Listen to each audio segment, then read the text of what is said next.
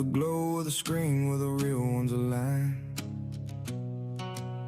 Sigma the majestic steps in, bringing positive shine. Majestic by nature, you live up to the name.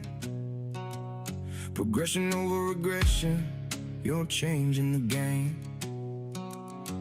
Kick streams glowing with that genuine fire, dropping beats for the creators, taking us higher through the long nights of grinding. You still shine so bright, diligent and focused, you're one of a kind. From the first time we linked, it was instant respect. Conversations that hit deep, keeping it direct. You build with intention, you move with that grace, turning ideas to action, owning your space. Always dropping wisdom when the path gets tough, steady with the vision, never giving up. You laugh through the pressure, you shine through the strain. Sigma the majestic, elevating the game. Late nights on the stream, you're locked in the zone, crafting vibes for the crew, never leaving us alone. Your humor cuts clean through the heaviest dark. Your support is the spark that reignites the heart. Whether gaming or producing, you stand tall and true, patient and majestic in everything you do. Amazing in the way that a real friend can be. You're the definition of authenticity. Sigma the majestic, my friend, my light. Amazing soul shining through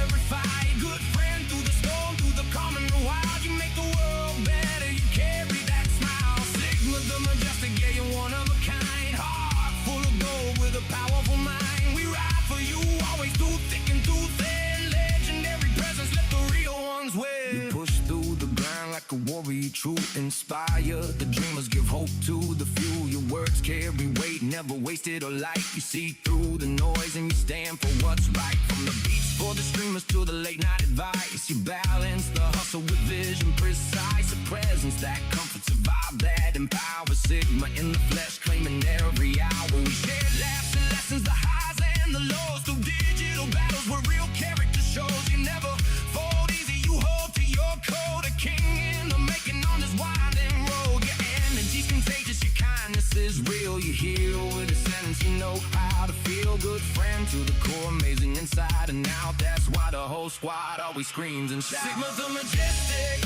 my friend, my light. Amazing soul shining through every fight. Good friend through the storm, through the calm and the wild. You make the world better, you carry that smile. Sigma the majestic, yeah, you're one of a kind. Heart full of gold with a powerful mind. We ride for you, always through thick and through thin. Legendary presence, let the real ones win.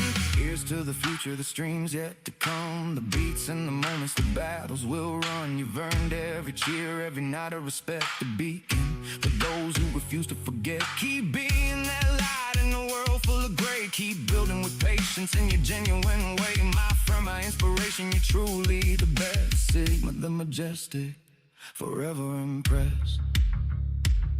When the screen goes dark and the silence rolls in, your impact still echoes, the light doesn't dim. You've touched more lives than you'll ever know. A quiet legend with a powerful glow. No need for the spotlight to prove what you're worth. You're golden, raw, the salt of the earth. We stand with you, always, no question, no doubt. Sigma forever, hear the whole squad shout. Sigma the majestic, my friend, my light. Amazing soul shining through every fight. Good friend through the storm, through the calm and the wild. You make the world better, you carry that smile. Sigma the majestic, yeah, you're one of a kind. Heart full of gold with a powerful mind. We rock for you, always through thick and through thin. Legendary presence, let the real ones win. So here's to the nights and the moments we share, the streams and the talks that show how much you care. Sigma the majestic, you're more than a name. Your family and spirit, you're igniting the flame. Keep rising, keep grinding, keep being you. The world needs more legends like the one that is you. From the heart to the squad, this one's for the real. Sigma the majestic, forever we feel. My friend, amazing and true. This song's just a piece of Let's do respect it. back to you.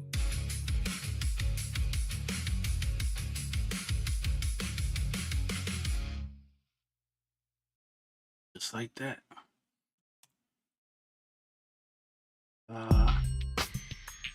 Let's get going.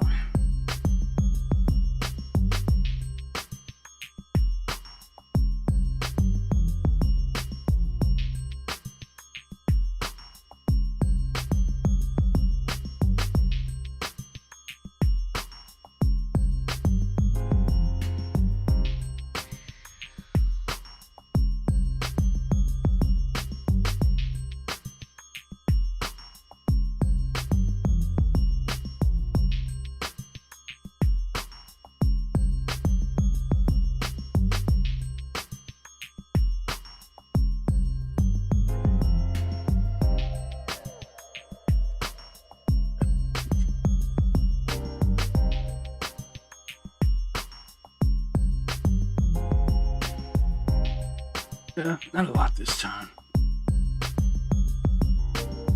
This is actually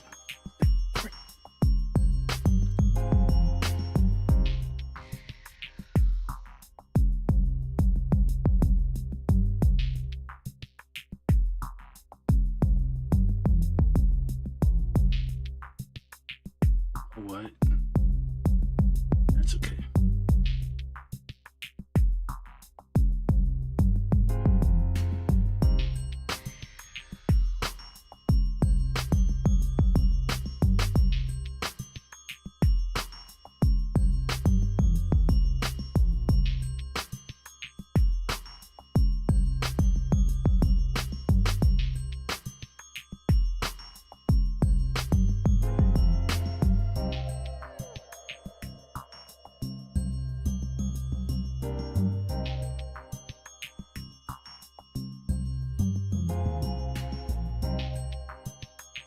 Um,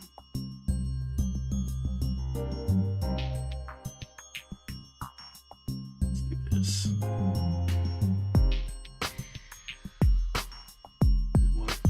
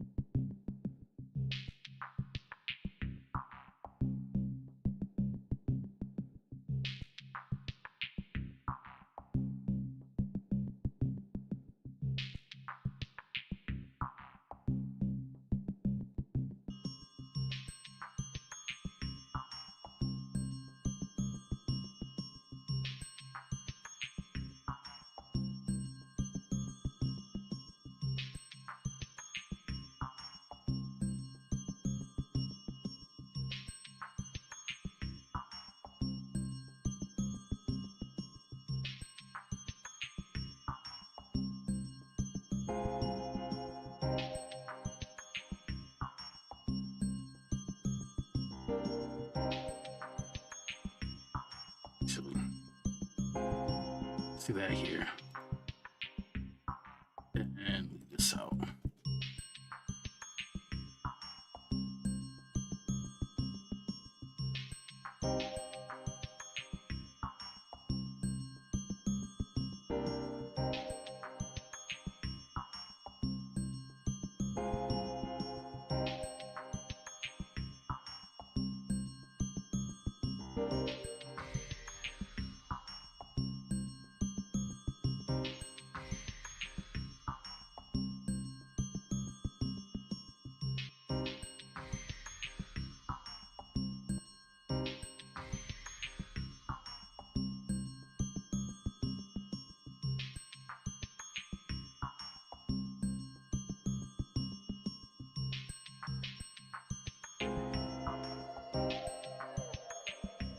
Nice.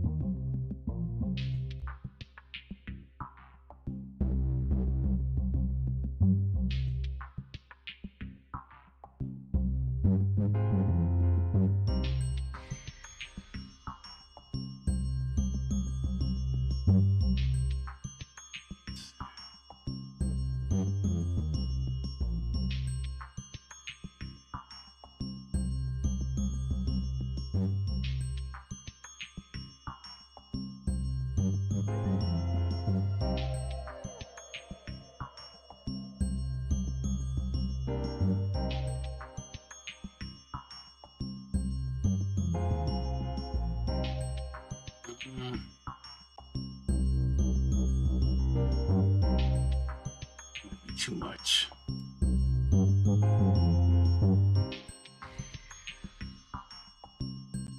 gonna end up being this.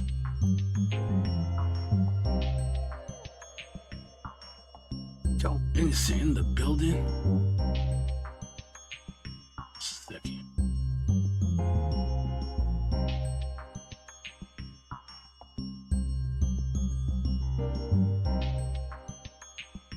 Works for me.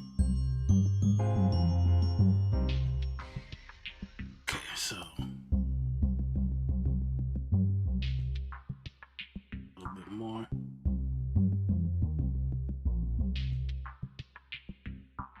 How we doing this morning?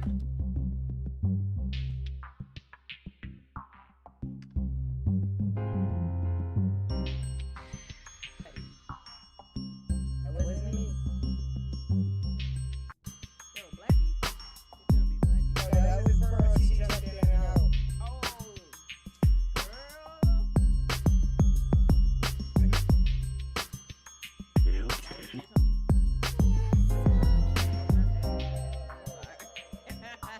My bad. Hold on, chat. I'm sorry. Alright, and then the last thing I need to do is, No, not that one.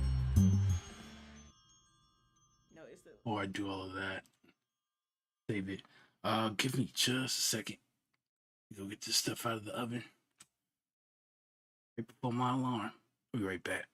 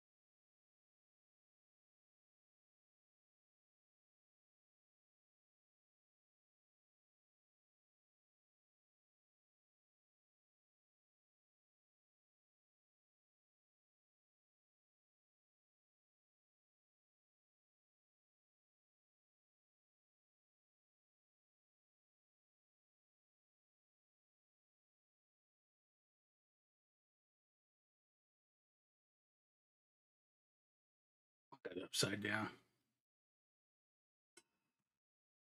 Okay. Back.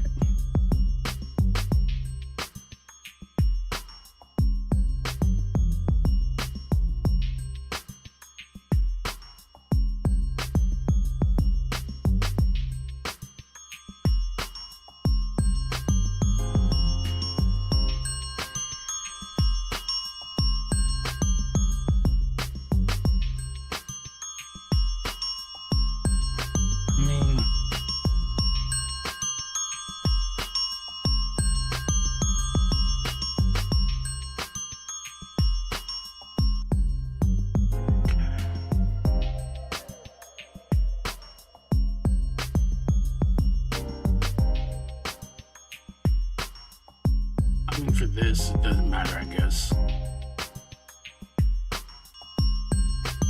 Probably going to put this at.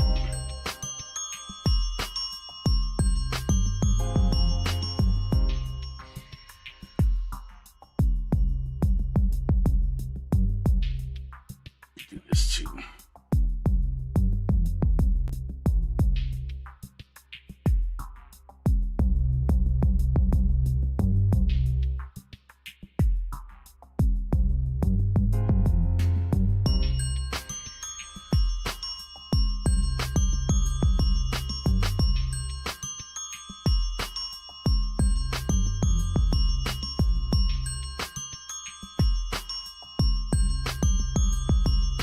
Loud for right now. Hold on. Just do that for right now.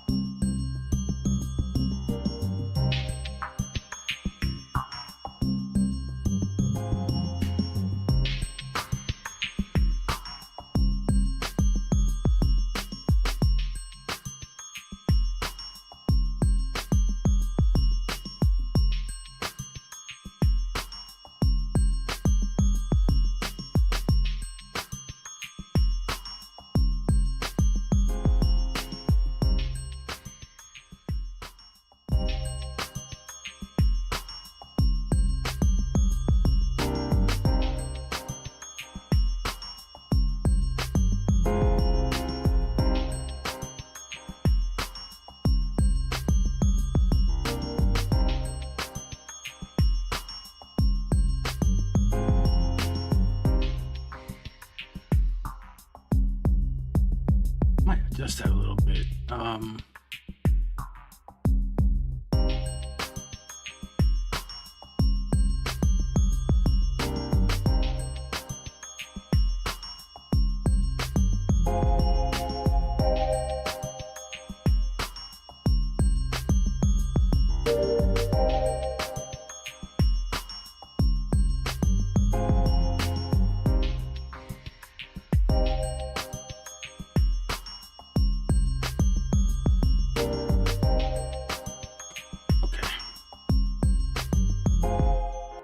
This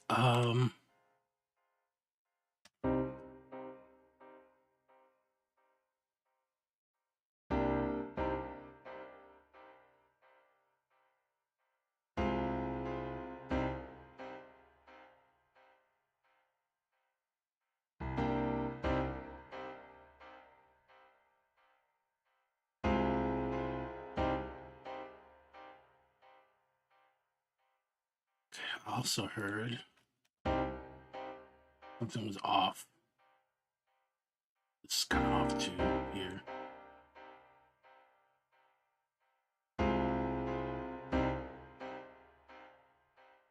This one.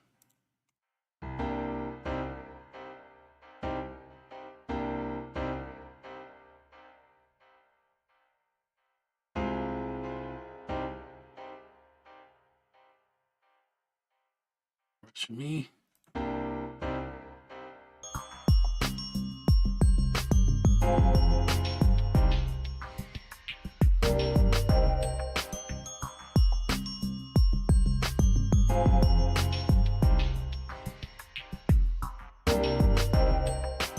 down a little bit more.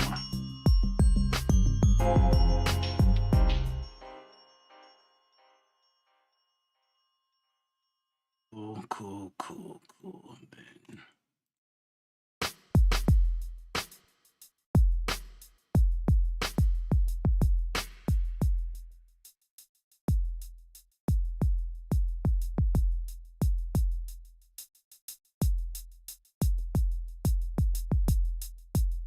Then that's as far as it goes.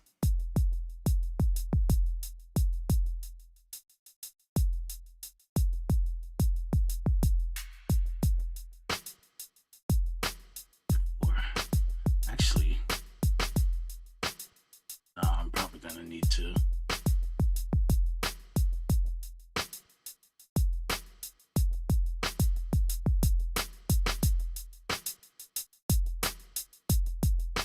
There's a method to this madness. This should be there. And come up a little bit more.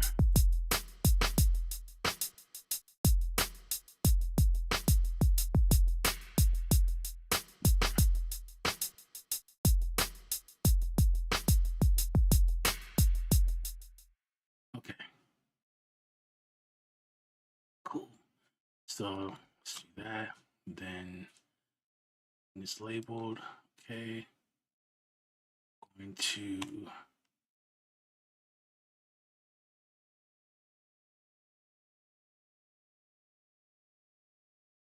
know what?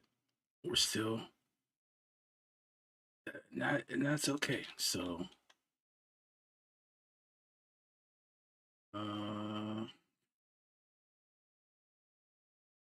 do that.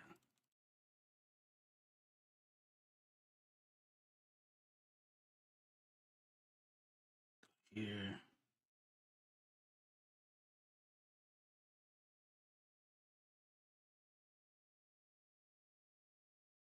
Get a folder.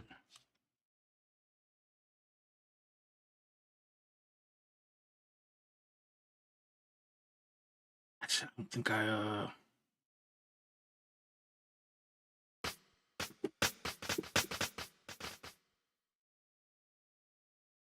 just messed up, didn't I?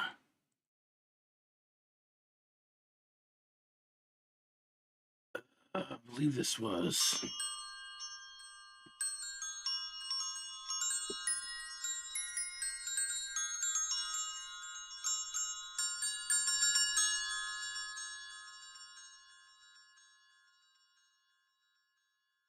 all right. I got you now. I should probably another time. I'll do that. We'll make it more official. For now, take it to here.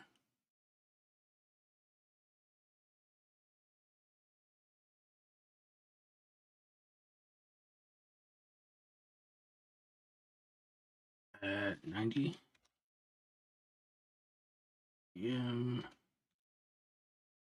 and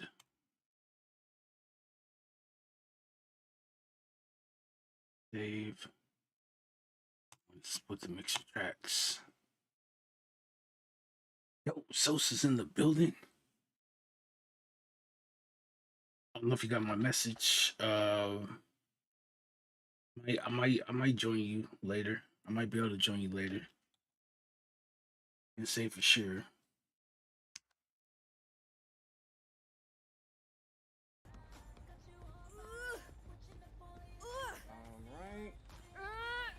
So why is this man playing killer?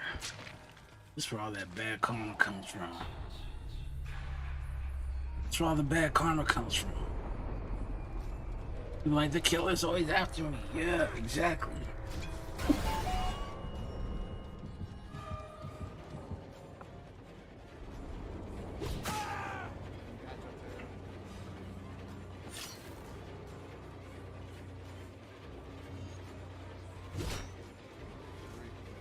There we go. And then for here. Oh, you gonna stand there? Stand there then. Okay. Here, would you open?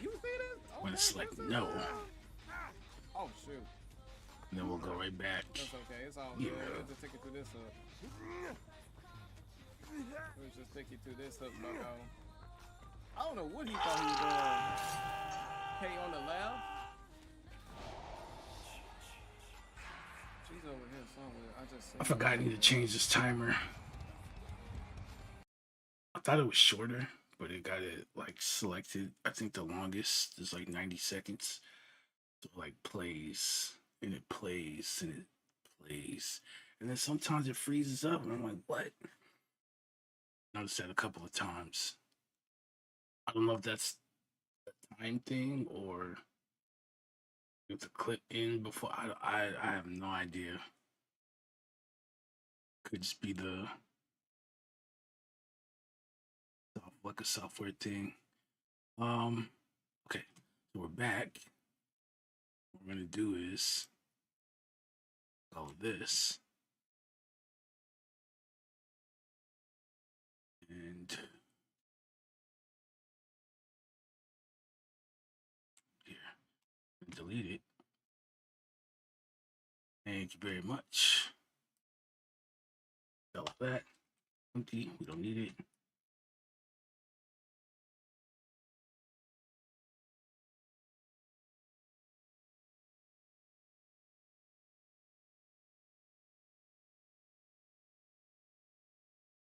This. So we don't need current. Drum bus. Need.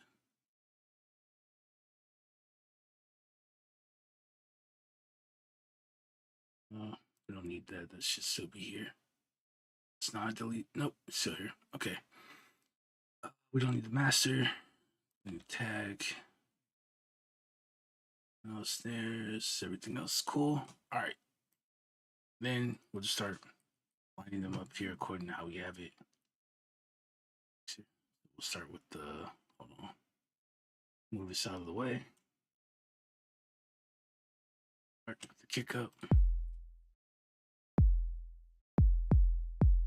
There it goes in. Two comes in. Comes in. Let's come in. Piano comes in.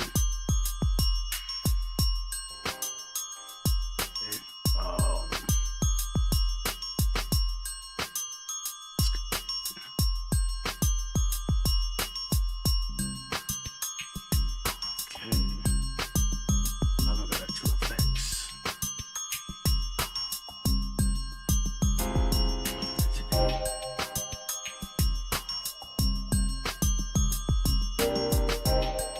And then where is the bass?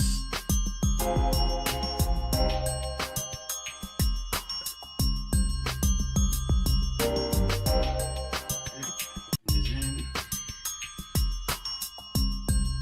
We'll just start at 2, 3, 4, 7, 9, 7.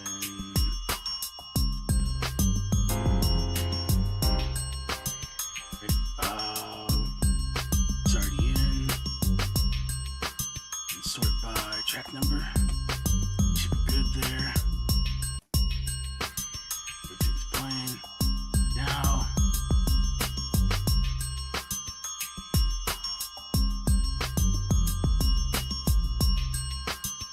It's gonna take a second, so.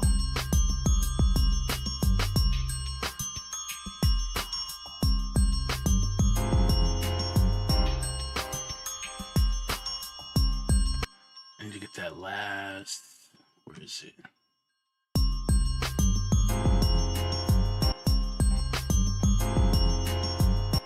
think that should be fine. And then start working on these. So.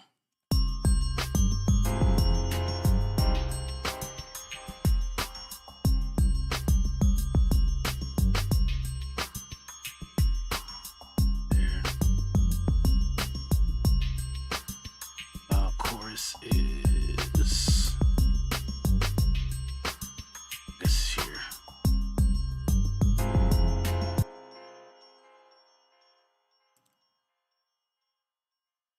should only be.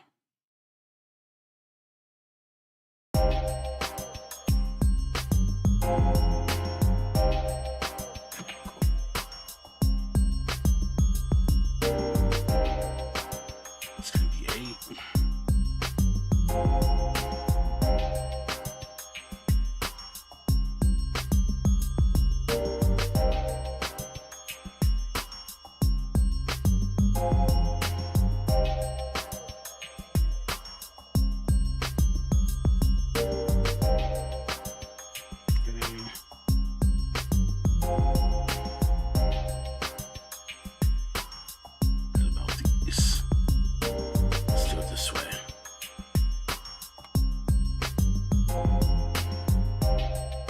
These effects are already printed and I bounced them out, so we don't need these. Let's get rid of them. Alright, cool.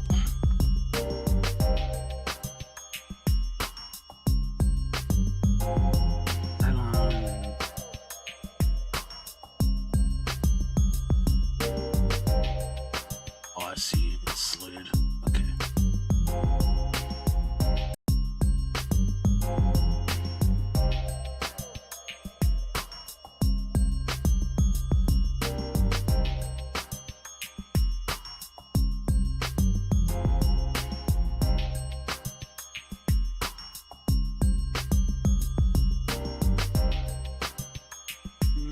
It's this one.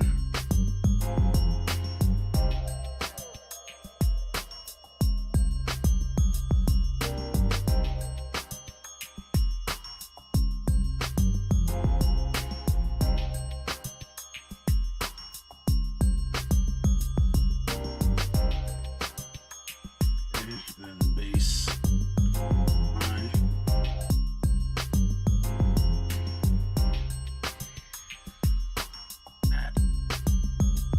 Did all that again, bring these it's okay. Yeah, it's okay. It's okay. Not a big deal, but I definitely forgot.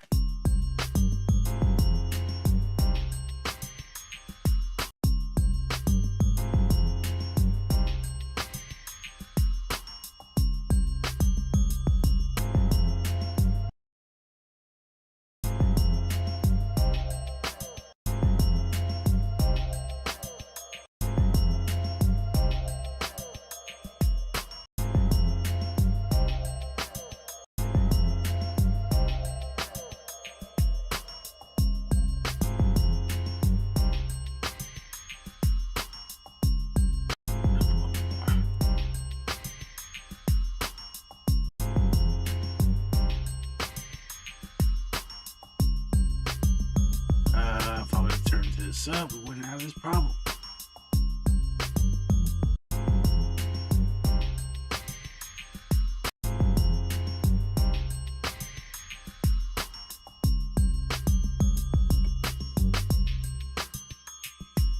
All right, so I bounced well, the goal was to bounce everything out at -12 dB.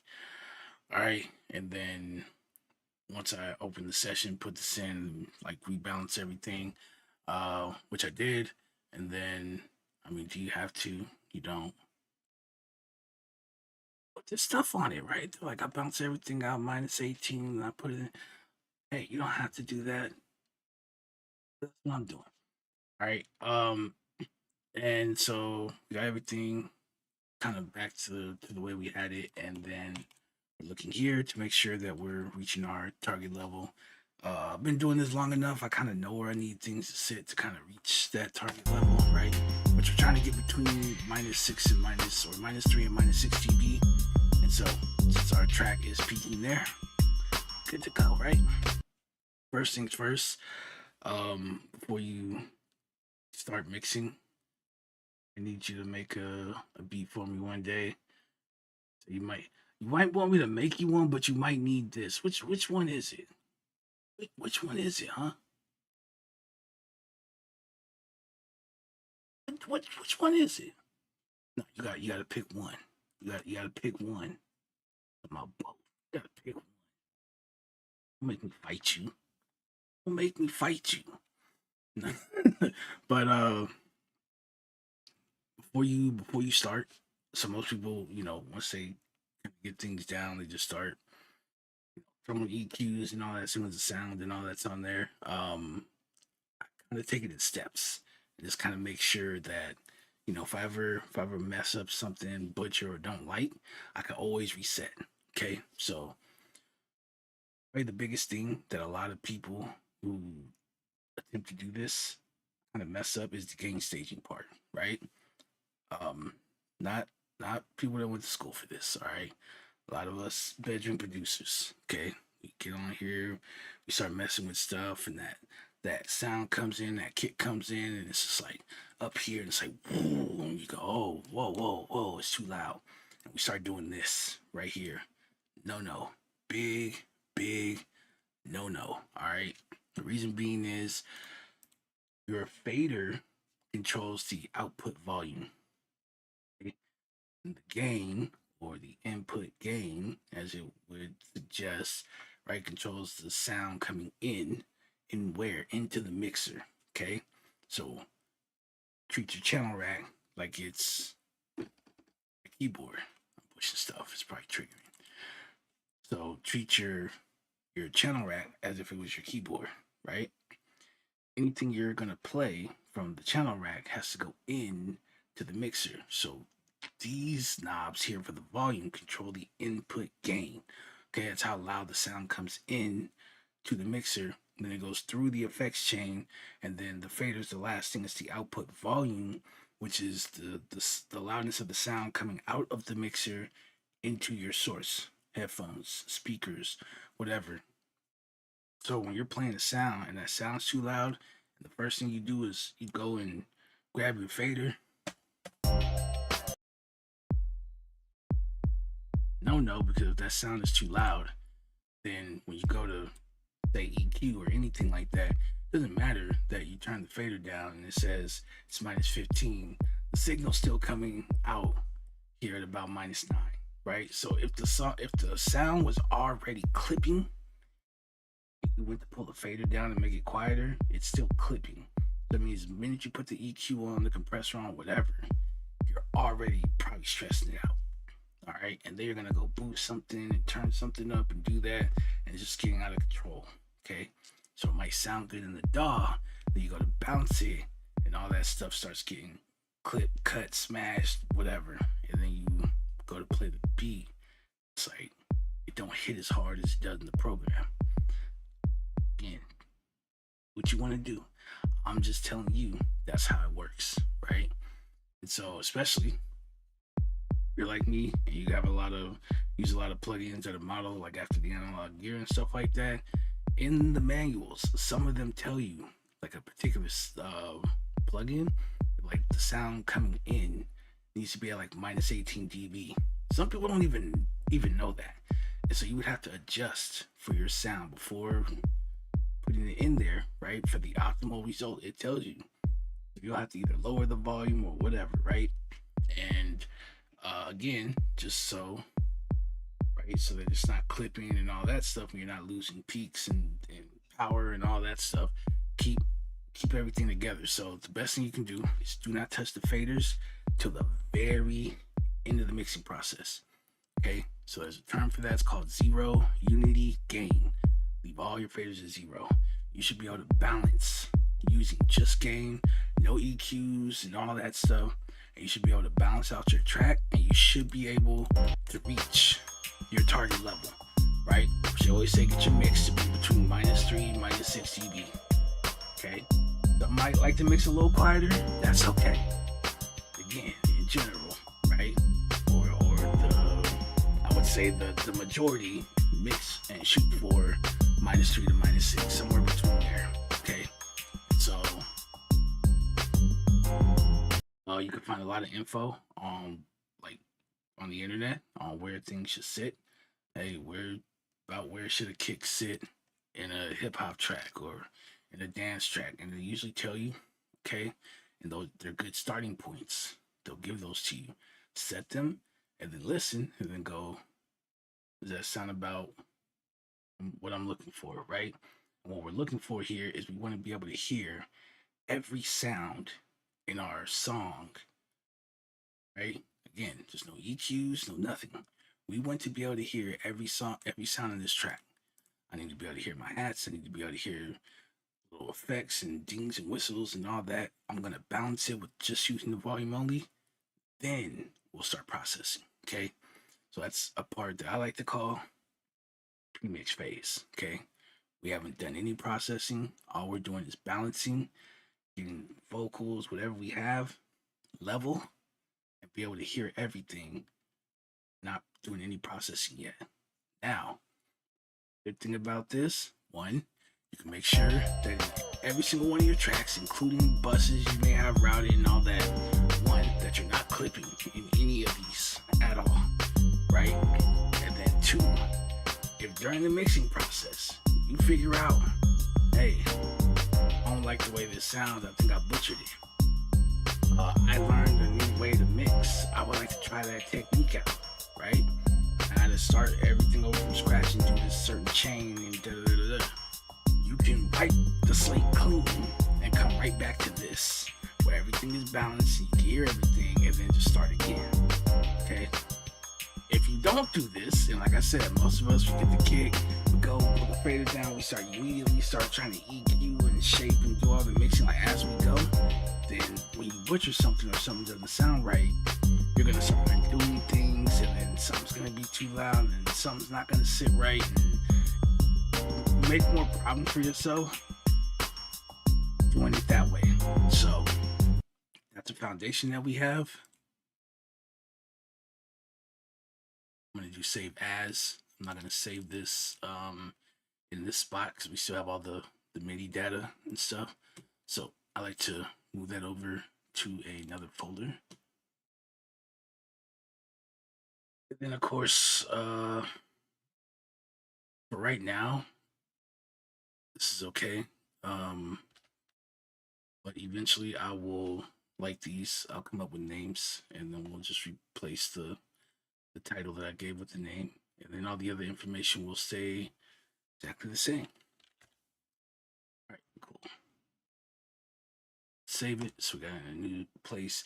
So now if I want to go back and want to adjust the notes, or I want to like flip through some different sounds or whatever, because this is just a wave file, so we bounced out, right? I can always go back, I can tweak stuff, I can add stuff, I can, whatever. I have that freedom. Then I just rebounce all the stems out and all the work that I did, right? I can come back here and I can just replace all the files or whatever I did, and everything is still here.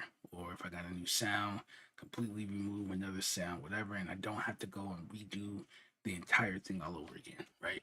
So, then these plugins are really heavy on the resource usage. So, yeah, cleaning the slate when I'm in the building mode, right? When I'm doing making the music part, when I'm building the beat, whatever. If I add delays and stuff like that, like to the individual sounds, I'll do that there, right? Print it, everything's printed. Then when it's time to mix, I'm just doing mixing stuff here. So all that other stuff, if I wanted it in a particular sound, that's where I do it, right? Print it, it's captured. Now all we're doing is focusing on mixing this and getting the most balanced track we can get.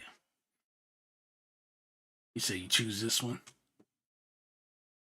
All right, that'll work. That'll work.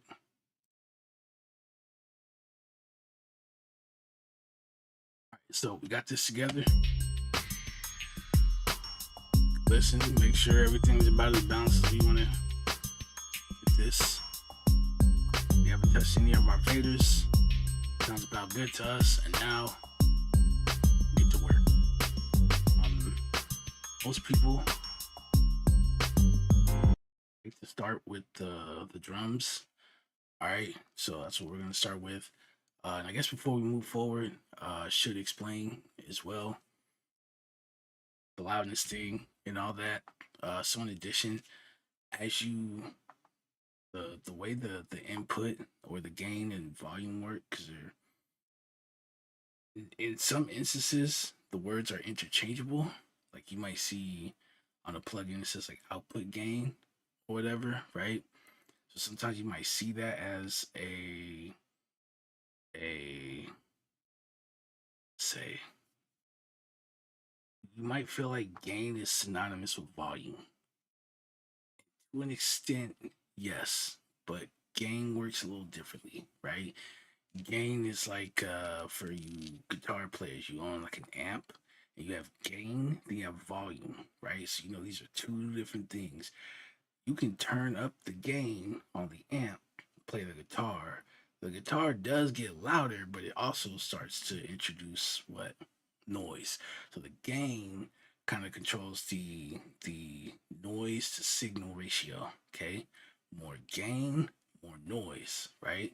So that nice electric guitar can get real dirty, real nasty, real quick, real distorted, right? You may like that, but hey, it's too loud. So what do? Take the volume knob and you turn it down. And they have a quiet, distorted sound, right? If you go in here and take your gain, drive every sound that you have, trying to reach almost 0 dB. Because I heard somebody, you know, who makes beats say you do this and everything hits harder. Hey, look, might work for EDM. Hip hop is gonna sound a little, it's gonna sound a little different because now you're introducing all that distortion. Okay, and the digital distortion kind of sounds a little bit cold, harsh, right?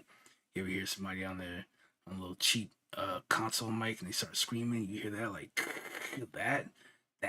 All right. So you start to drive the sound. You start hearing the sound start being a bit more distorted. So you can really hear it with the hats, right? So it's getting up too loud, and you start hearing that. It really starts to kind of right that distortion. That sounds really bad in digital, but in analog, it's distortion's a little subtle, a little more subtle.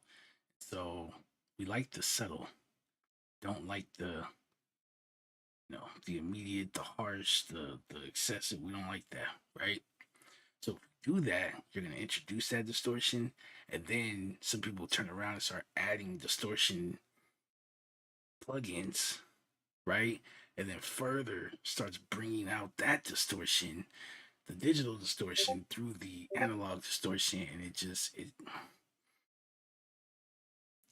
like I wish my 808 sounded cleaner, or I wish my kick was cleaner, or how they get the snare like that's a lot of the times that's it. So what we do is we just make sure it's loud enough, we can hear it, but we want a clean signal. And if we want some distortion on that, I would rather reach for like a plugin, right? Versus trying to drive it as close as I can get to zero in here before I do anything, right?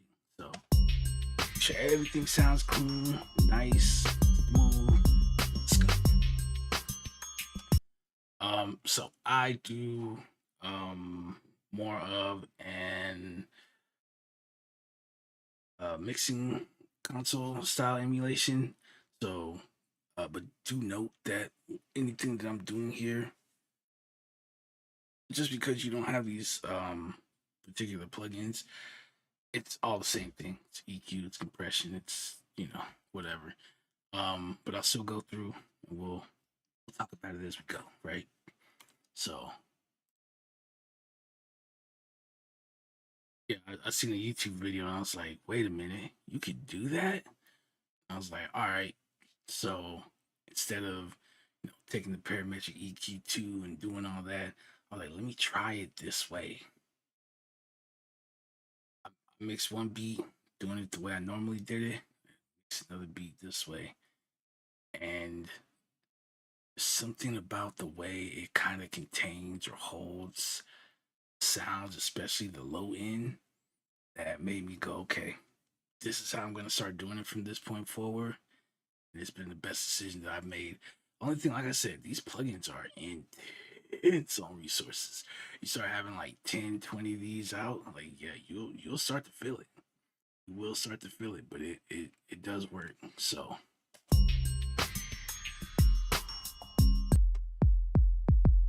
we'll be switching between soloing sounds and then checking back in to see how it sounds with the rest of everything. Just because something sounds good solo doesn't mean when everything else starts playing that it's actually the best decision. So we check, right?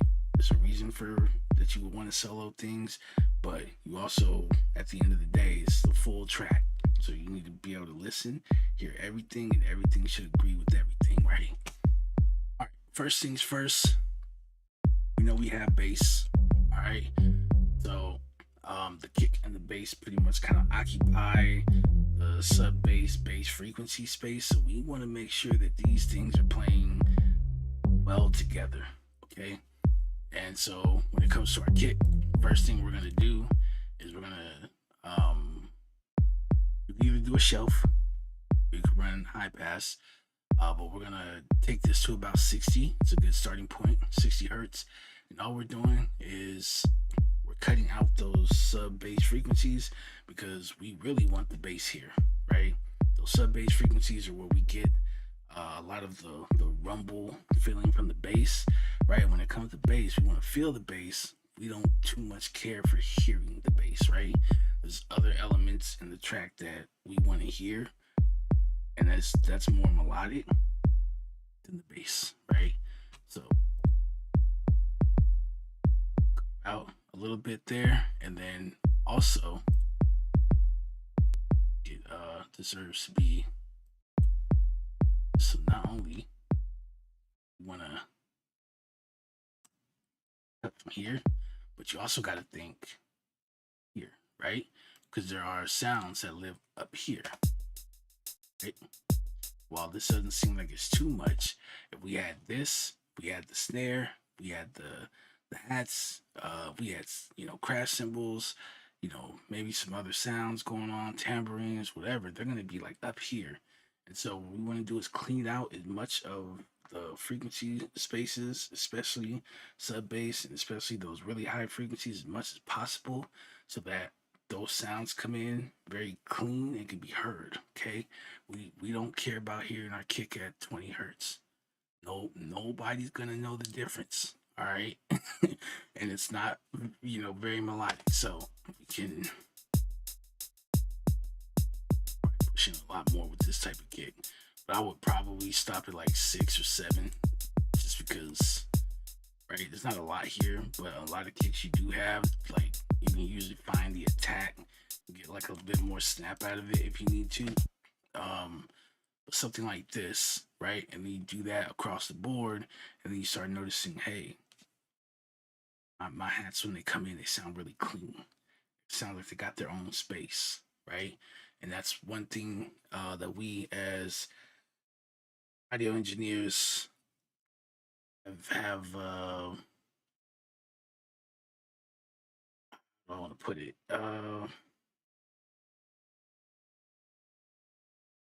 put it like this: we are the masters of time and space. All right, even when you're talking about hertz, you're talking about cycles per second. Okay, it's time, right?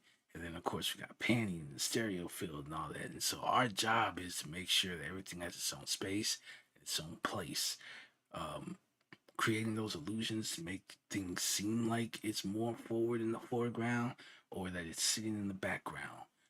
We control all that. And we got to take this track and make it about as three-dimensional as possible, right? That's our job. So something like this, and you'll see it a lot. So we don't just high pass, but we low pass as well, and we try and find where that spot, that space is, and then we work within that space with the sounds that we have. If it's good, we might boost it, or whatever its job, its function is supposed to be, we might cut it. Whatever it is, then we'll start kind of going and manipulating those frequencies. All right, so okay, let's get in here. Whoa. So here we go, and then we'll go on this side as well.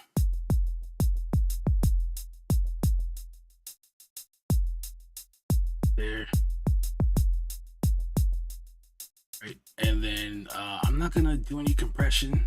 I mean, if you feel like you need to, you can. We can talk about compression in a second here, but I just want to do some EQing, so we're gonna get into that. Now typically between like 70 70 to 90 hertz is where you'll find like the punch of the drum. So in the kick, right? So we took out the right, the weight in the kick, but we can go where the punch is and we can boost that, right? Because again, the bass is gonna sit in the sub bass frequency, so the bass is gonna carry our weight for us, right? All right, if we have the kick also getting in those frequencies, we're gonna start getting a clash. Then it doesn't sound as great or as clean, right? So what I'm gonna do is put this on bell, raise the volume of this up, and then I'm just gonna sweep about here. Let's bring this back down. We're gonna slowly boost it. I'm not looking for like a big change in the sound, but once it changes just a little bit, I know I've done enough. For me, that's good. The sound is already, it's already got some power. That's what that punch of it to come out a little bit more, right? All right. Next thing here.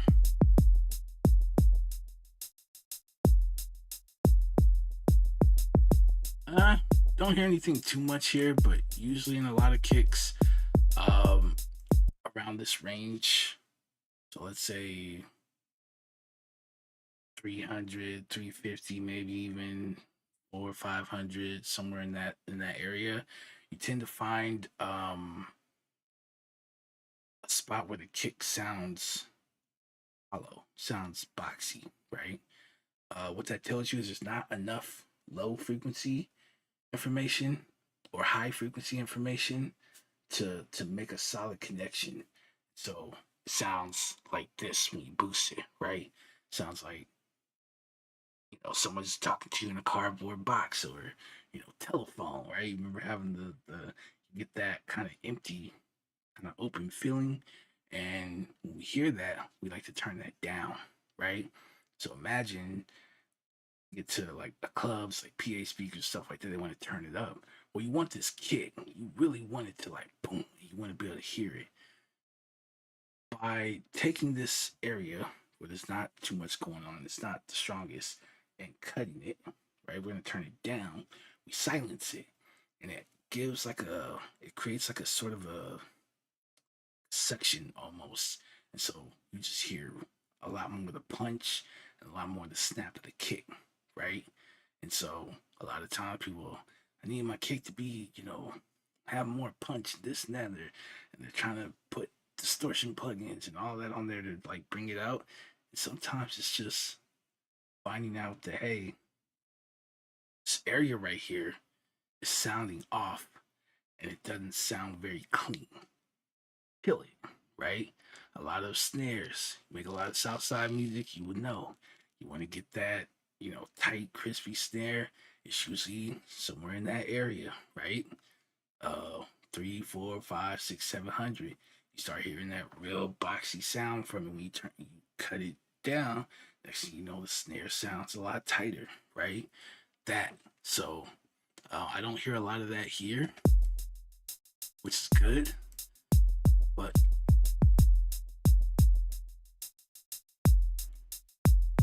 and then like I said, usually up about somewhere 1 to 3K, you get the snap or the clarity, right, depending on the instruments. So you can kind of hear that kick kind of snap a little bit more, right? Whereas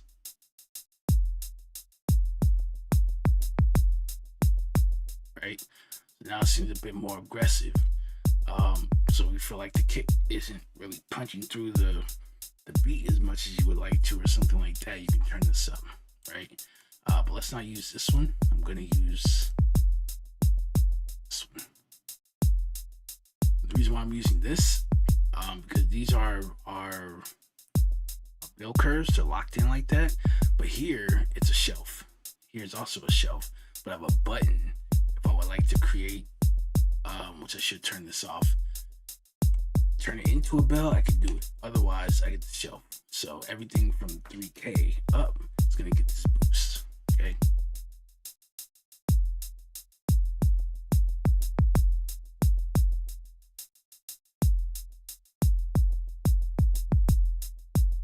It's fine right there. And then this, I'm gonna take this off. So once we find where our punch is, just disable it. So the bell, right, is gonna help us kind of pinpoint that range, and then turn it back into a shelf.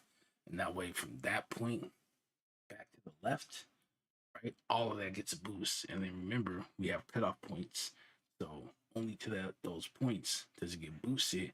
And then of course, the high pass, low pass filters come and chop that off, so other stuff isn't getting boosted along with it.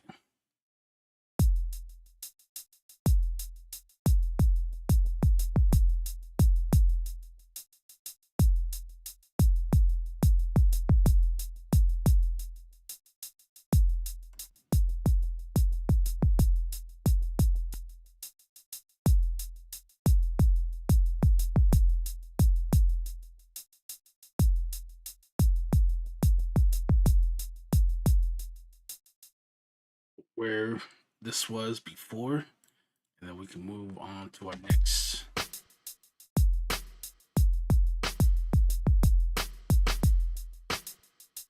For drums, what I usually like to do is just clean them.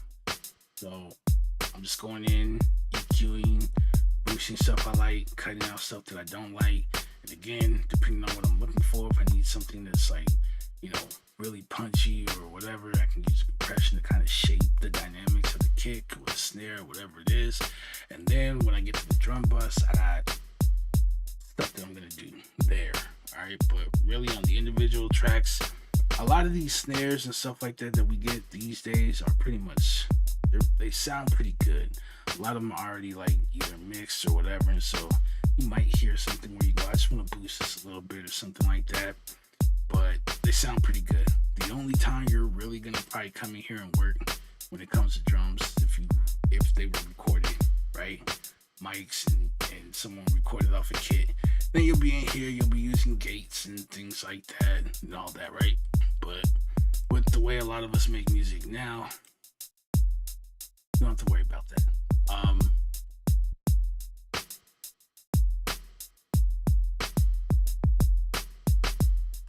So for snares, visual real quick. So I'm gonna get back to work. I'll still have you up. Don't go anywhere. I'm about to go somewhere right now. Hold on a second. Let me disappear real quick. Nah, I'll be here. Appreciate you stopping by. So our kick, right? We boosted over at like 80 hertz, right? So we boosted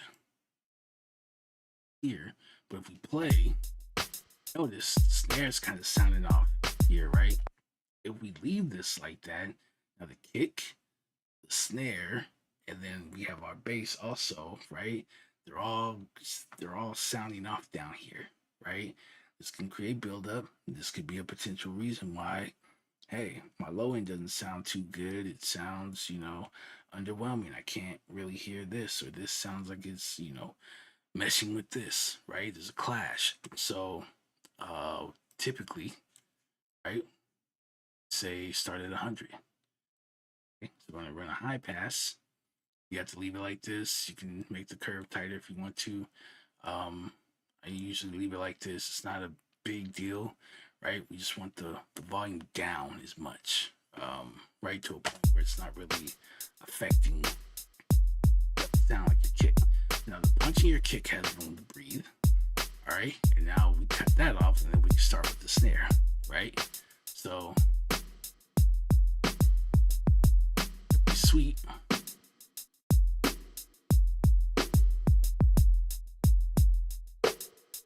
It starts getting too far. So back here starts feeling kind of warm, right? So this is where it'd be like the bass and the snare is, and you can just hear these things. but you can also see with the visual EQ, right? And what you notice is while it lights up, it doesn't light up very bright like over here, which lets you know there's not that much energy in this snare when it comes to the low end. Okay, so don't try and I need bass in the snare. Don't do this because you're gonna have to do this just to hear the bass in it, and that's crazy.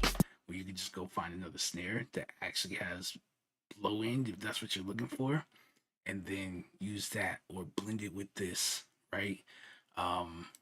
But that's where the bass would be. And then once you find that, you have options. What is it that you're looking for? And then you go, okay, we're either gonna boost it or we can cut it. Okay.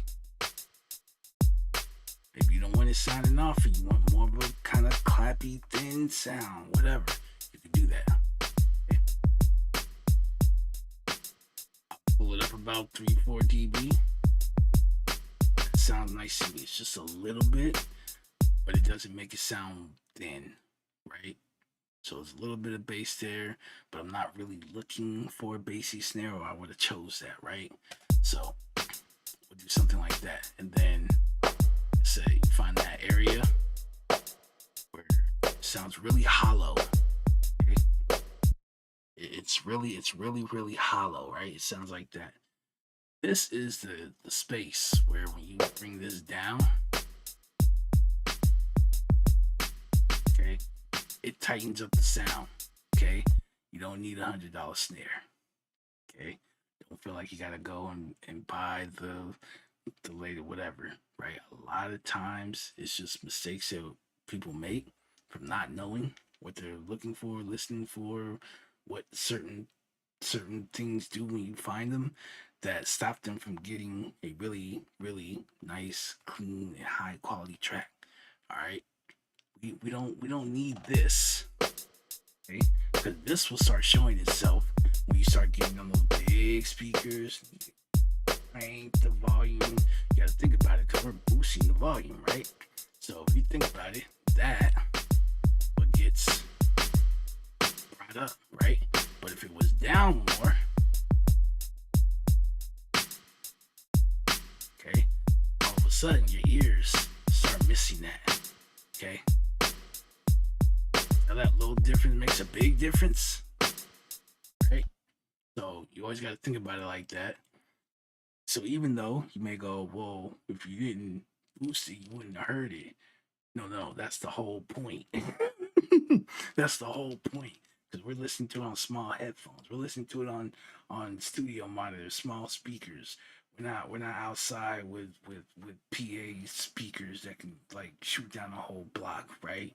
So those speakers are big. You know, I mean, it's gonna pick up whatever hits that thing. All right.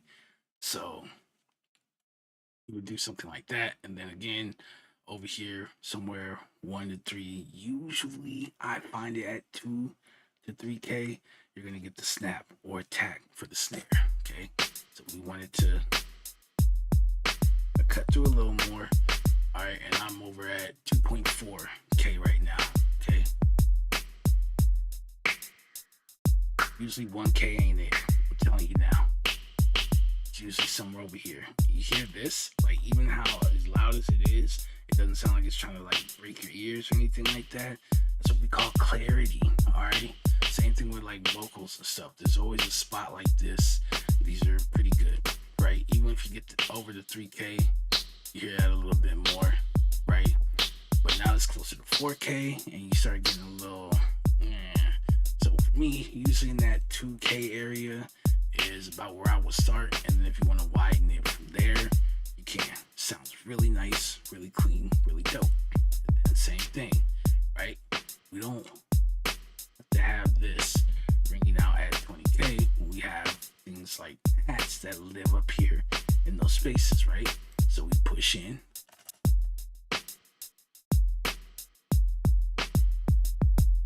Okay, so I'm at about 8K right now. If I stop,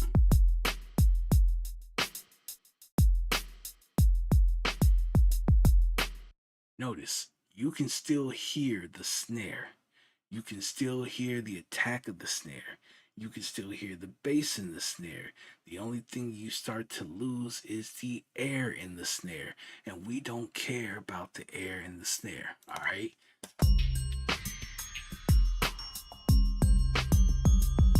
You're not. You're not going to care about the air in the snare when everything else is playing, right? But you hear how it sounds more contained. The snare can come through, it sounds like it has its own space, right?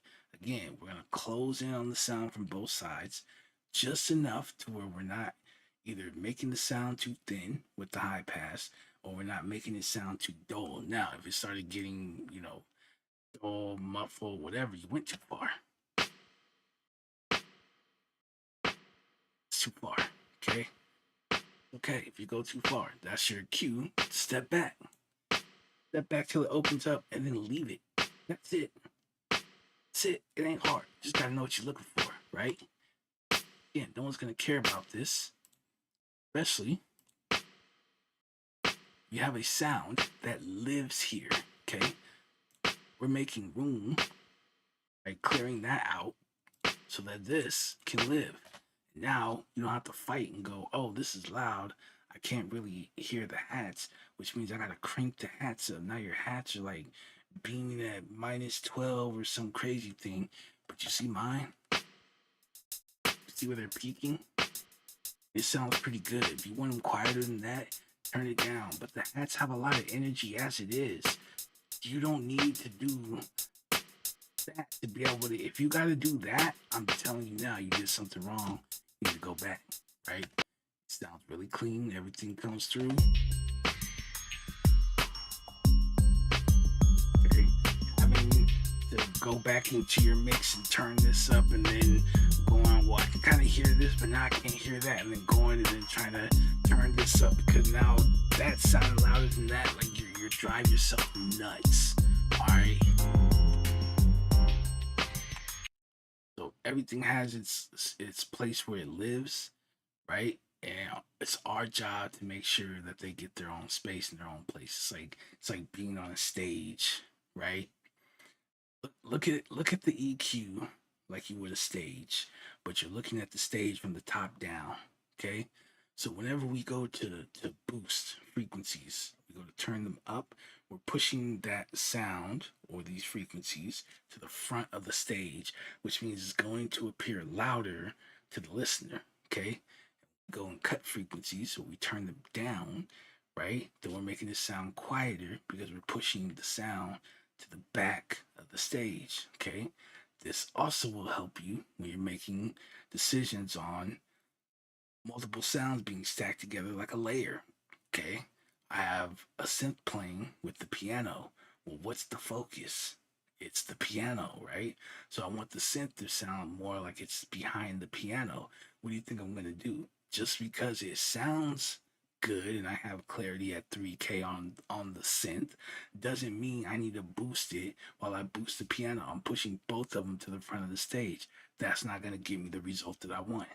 Okay, so that means when I get to the synth, I'm going to find that spot and go, oh, it sounds good here. Turn it down, because that creates the illusion that the sound is behind the piano, it's being pushed to the back of the stage, and now acts more as a background sound.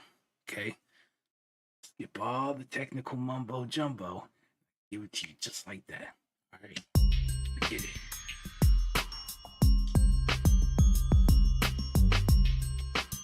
All right, so we're looking to do, something like this, boost a little bit of the bass in the snare, and then a little bit more attack, make the snare a little bit more aggressive, have it cut through a little bit better, and bam.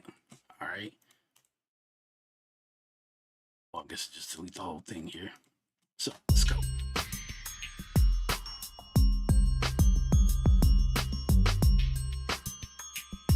Alright, so low pass.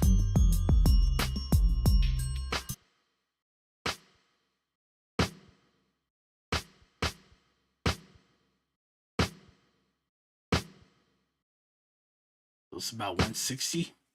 You start hearing the bass and the snare, right? Like I said, this is all the way up. We don't have very much, but we just want a little of it anyway, right?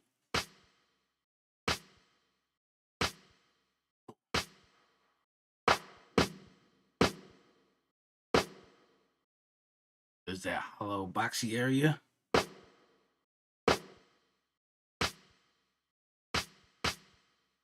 Okay.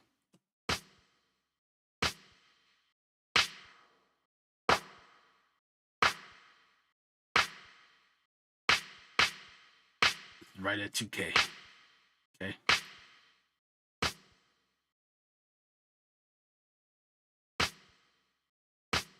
Won't do too much.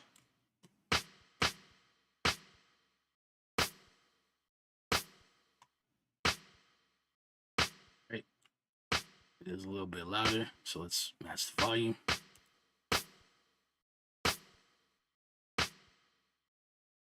Okay. So we can just hear the changes that we made. That snare sounds a little bit more solid to me. All right.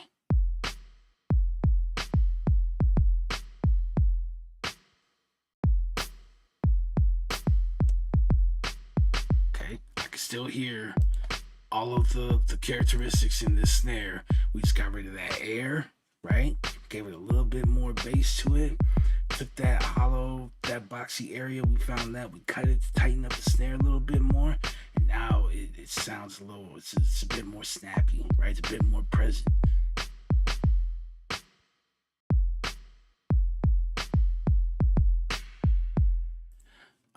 This is a sound that doesn't happen too often, so let's see if we can run through this real quick.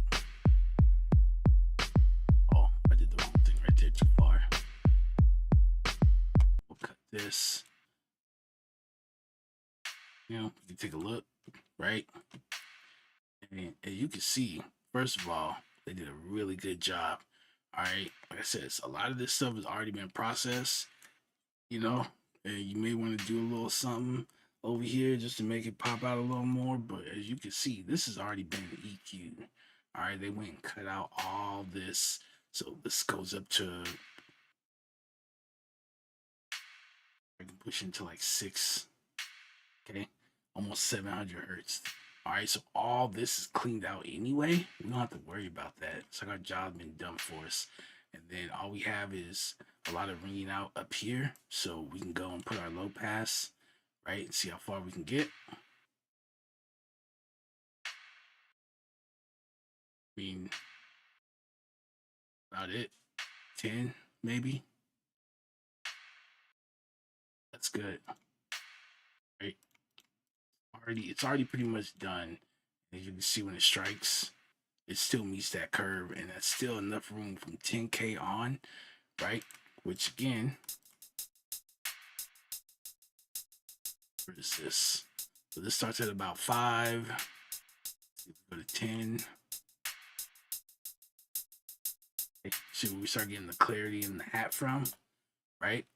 So it's a good trade-off, like right there. It's like it's perfect. All right, so it's not gonna mess with this. And then when we get here, we'll talk about this here in a second. So what I'm gonna do is leave this exactly how it is. We don't need to do anything with this, honestly. It's good as it is. Like there's a little bit there if you really just want to like shave that off, but it's already pretty much shaped in that manner, right? I'm barely doing anything. You could barely see it crossing that line right there. It's not that.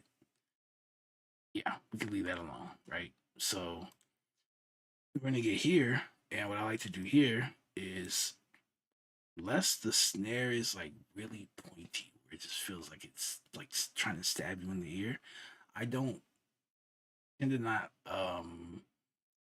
boost or cut. I just do high pass and low pass. Again, cymbals, things like that usually have a lot of energy to begin with, so you don't need to boost anything.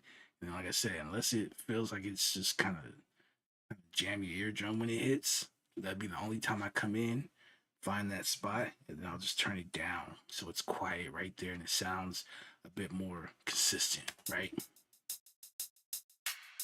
So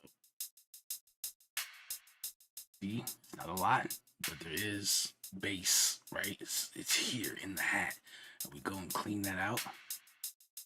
Hear that anymore? Right. Then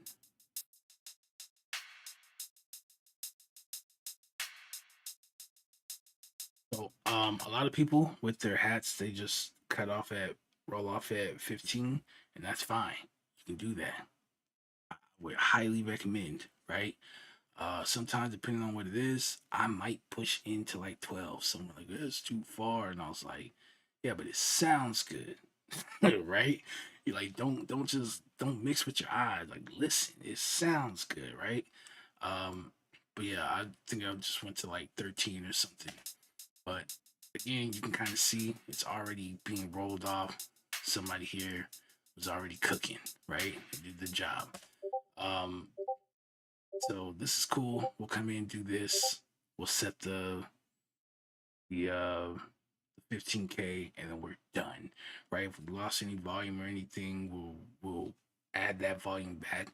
But that's pretty much it what I do at hats. And if it's to a point where it's like really pointy or like something that's just get a hat like that or something where it's like pointy, then okay, I'll find where that is and then turn it down so it's quieter. But a lot of times this stuff already has a lot of energy.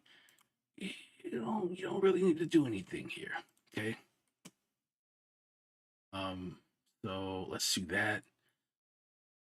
My thing is, here it's about 15, but this stops at I think what is it 350, which is not enough to get us over closer to that 600. So what we're gonna do is where are we? And introduce high pass, low pass tool here so we can get real close. I'm gonna put it on 500.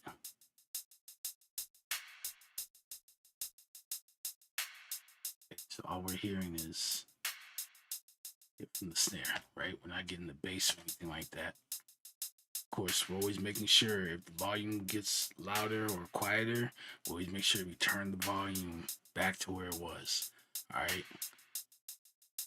That's not too big of a dip. It was really just sitting on the 21. We can leave it just like that. It's not a big deal. Doesn't have to go right back to being in between as long as it's somewhere close to. You're good.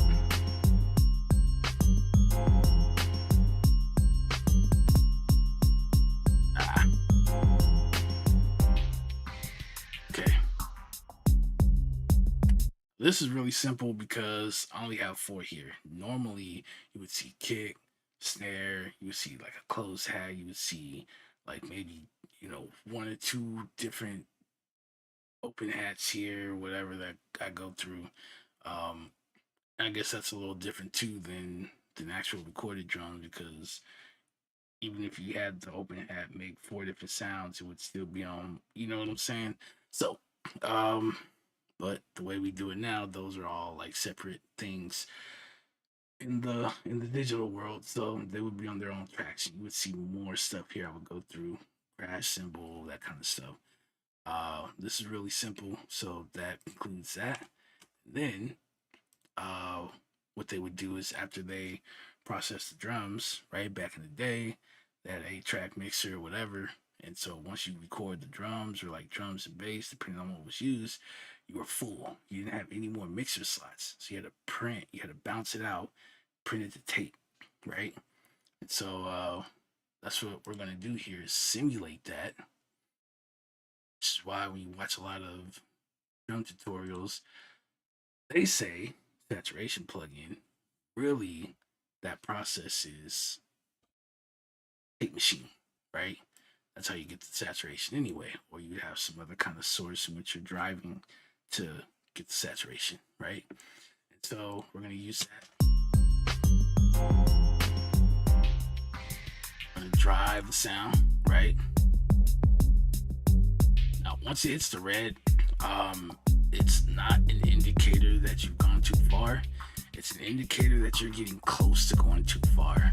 A lot of these machines had a little red light. And when that light lit up, that means you went too far. It means there's no more headroom, right? That would be the equivalent of hitting 0 dB in here. You went too far, that's as far as you can go. meters back then were not in full scale, right? We have dBFS. FS is full scale. What they had was dBVU, and the VU meter wasn't on average meter, okay? So just because it's over here at 0, it's telling you on average, it's peaking at about 0.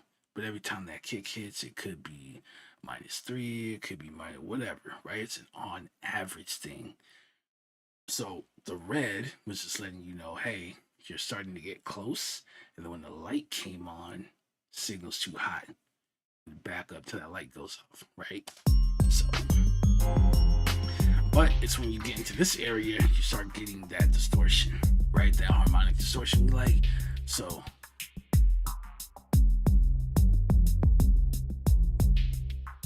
just a little bit.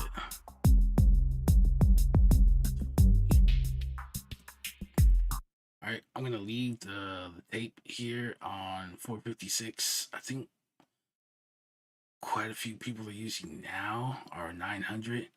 It's up to you on what you want to do, but you know, legend has it. Legend has it. All right, this was the combo, and then of course you have your tape speed at 30 IPS or inches per second. This was the most accurate way to record, right? Kind of records that sound just as it was being played or captured. When you put it down to 15, it slows the tape down a little bit more, and so it kind of does something to the sound as it's capturing it. And mainly, it was a good type of sound when it came to like the low end, especially like bass guitars and stuff like that. So a lot of times when you're looking up these things, 15 IPS, and then the tape is 456, or you can try 900, right? So we're at 15 here, and then we just drive it. All right, and so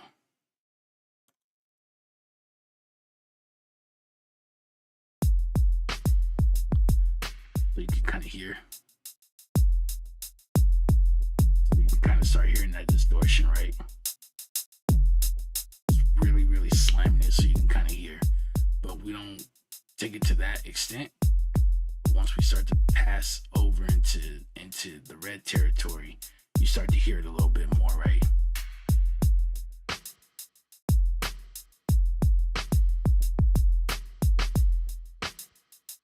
And so all we're doing, right, is we're driving that sound. We're adding more energy, and because we're adding more energy, you start to hear what they describe as warmth in the low end, right? As it starts to round it off, and then you start to get more energy in the high end, which they call the upper harmonics. Okay, but what's really happening is as you're driving this, it's almost think of it like sandpaper. Okay, so you might have a surface and it's kind of jagged and pointy and stuff like that. And then after you know, rub the surface with the sandpaper, after a while, what happens? It starts to smooth it out, right? So electric guitars and stuff, they were like really had like a buzzy sound and stuff. They would drive this through the tape machine, right? And it would push it, and then it would kind of, you know, those jagged edges would get kind of stripped down a little bit. Again, subtle but difference, right? I had a guy tell me it's kind of like chisel, which is like a primer painters use on their surface before they paint. It helps like smoothen or soften the paper or whatever, right? So then they can do their painting because paper's kind of a little rough, right? So they'll coat their paper with that before they start painting. So you can think of it like that as you know, put the drums through the tape, that you're kind of coating it right before you start processing it. Because once you get done doing this, it has to come back into the mixer. And then you may want to boost something or do something, compress, whatever, and then bam. So that was that's another way you can look at it.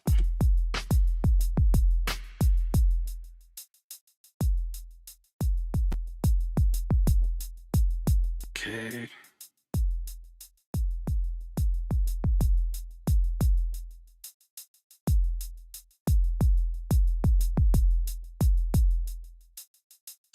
bit.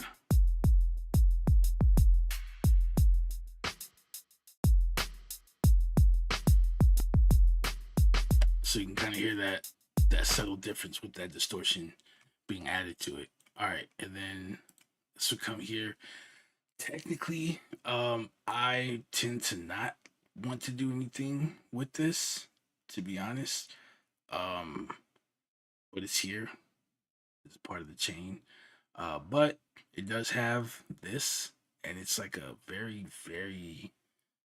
it's a very subtle difference to the sound, but really it's just here. It's just here using resources. Right? It's not really doing too much of anything. You got to like really sit there and like listen to it. Just like close your eyes, just keep clicking, and you finally go, I hear it doing a little something, but it's not that grand to warrant like, hey, you should do this. You don't have to, which is why you look at drum tutorials. After the saturation comes the compressor. There we go. So for that, we're gonna use a bus compressor. We got options here. I like about to do the wrong thing. I like using the stressor here, just because of the options on it. I do have the API 2500. I was using that at first, and then this, and I was like, yeah, this right here. So what I like about this is that I can run a high pass, right? So we can kind of bypass the very low end getting picked up into the compressor if needed. Sometimes I do it, sometimes I don't. Just kind of depends on what I'm working with here. You could think of compression kind of in like two steps. And so what we do is, or what the compressor does, or compression does, the goal of it is to close or expand the gap in the dynamic range. Okay. Yes, there are expanders to do the expansion. But before you had expanders, right, your compressor was kind of you had to know how to use it. If you were going to expand it, you need to know settings, right? But I will say it's more built close the gap better than it is to widen, right, or expand the gap. So and what it does is you set the threshold. Threshold says, hey, when the sound gets this loud, I want you to push the peaks down, right? I want you to try and hold and keep this volume. And then as it does that, you start losing those peaks. You start losing the volume, right? And so it makes the sound quieter, and then you have to bring the volume back up. So when you bring the volume back up, then what you're doing is you're taking the floor with it. So let's say you had like this before compression, and you go to compress, you push it down a little bit. Well, to reach back to that loudness, you have to turn it up, which brings the floor up with it, right? So it makes the louder sounds quieter, and it makes the quieter sounds louder, okay? But it works in two steps because you have to first compress, which makes the louder sounds quieter. Then when you return the volume, the makeup gain, you bring the floor with you, right? And so we can get more consistency in the drums, especially the hats are just a little quiet, right? But you'll notice it makes it just a little bit more audible, right? A little more noticeable. For our drum bus, we're going to use a 10-to-1 ratio, right? This is a lot of dB of compression. We don't want that, so we can start to kind of off of that. Typically, this is fine. They're like 3 to 5. Pretty much what you're looking for for the attack time. All right, and then here, these are done in hundreds of milliseconds. So, right, 100 milliseconds is a good starting point. Okay, then these are done in milliseconds. So Um, that's how you read the numbers here. Some gear just have numbers just to have numbers, and that is crazy. I was like, oh yeah, I'm just gonna boost this 3 dB, and I'm like, that 3 dB and this 3 dB don't sound very similar. And then kind of find out the manuals, it's like the numbers are there. Nobody knows how many dB you're actually boosting that unless you have something to check. I was like, really? So you really just have to use your ears on that stuff, and don't worry about it. If it sounds good, it is good. So we'll do that. We're getting about 6 dB of attenuation. You typically want somewhere like -3, -6. I choose to go the line on this. It looked like it kind of bounced there, so let's back it up a little bit.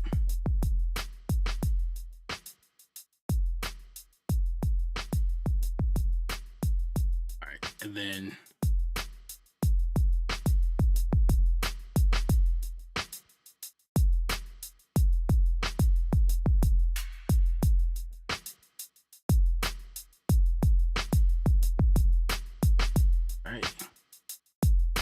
all right, so going from that, all right, just a couple of moves. All right, so at first I clean the drums, and then when it comes to the energy and all that stuff, it's usually when I get to the drum bus. That's when I'm gonna do that, right? Running it through the tape machine, and then also adding that compression. So we get a little bit of distortion, extra added energy, and then we get a little bit more consistency between the floor and the ceiling, and so it gives those hats, right, gives them a little bit more shine. So when it comes back here, subtle, but now the drums have more energy and kind of cut through everything else in the mix, so it sounds a little bit more present and in front.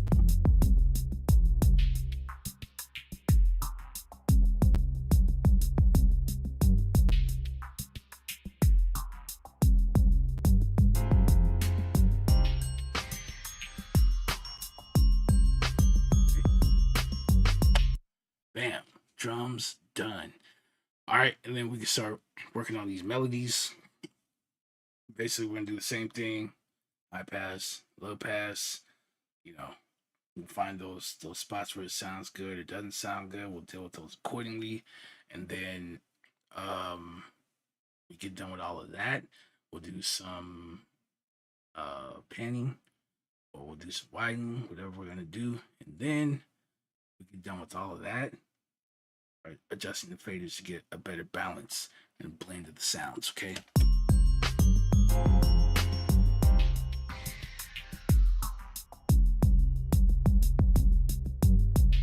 So let's do this.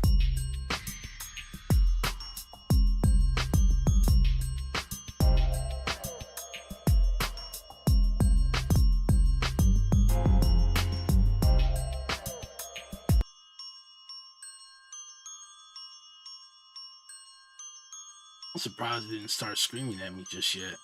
I'm getting away with this right now. We're gonna turn this up so it doesn't. All right, so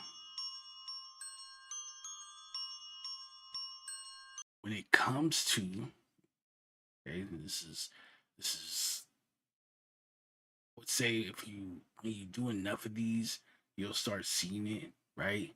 But as I'm saying it, I do have to let you know it's not always going to be, but usually it is. So bass, the bass frequencies, and maybe into the low mids, right? The lows, the mid, somewhere in that area. And then you have your kick. That's gonna be again in the bass, the low mid area. You have your snare, and that's usually in the low mid area, right? It gets to the more melodic stuff, pianos and things like that. We kind of start removing that particular those two areas, right? Like just low end in general. Now we don't push up too far because you do have the high mids, which start right after the low mids, right? So typically you're gonna see me start a lot of these sounds 200. Okay, whether you want to high pass this, whether you want to shelf this, it is up to you. There's many of a debate about it. I prefer the high pass feature. Sometimes, depending on the sound, if it's a piano and the piano's playing a lot of like really, really low, right? Like you hear here.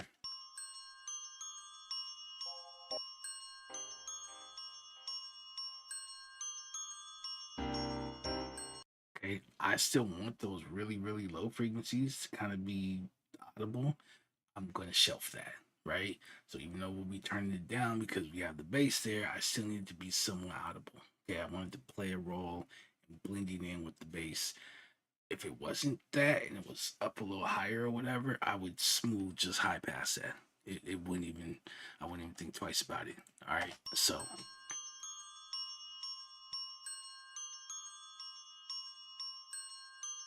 now let's doing again, cleaning up all that. Um, as you can see here, don't even need to do it. However, when working with stuff like this, you never know. All right, so just to be safe, just make that room. But we clear that out. Bam. What is this? 200 here. You can see all of this is clear, which is great. Cool. And then you have all this. I could push this up even more. I think this will let me go to like 350, which is fine. And then we can start working with this stuff, right? Same thing.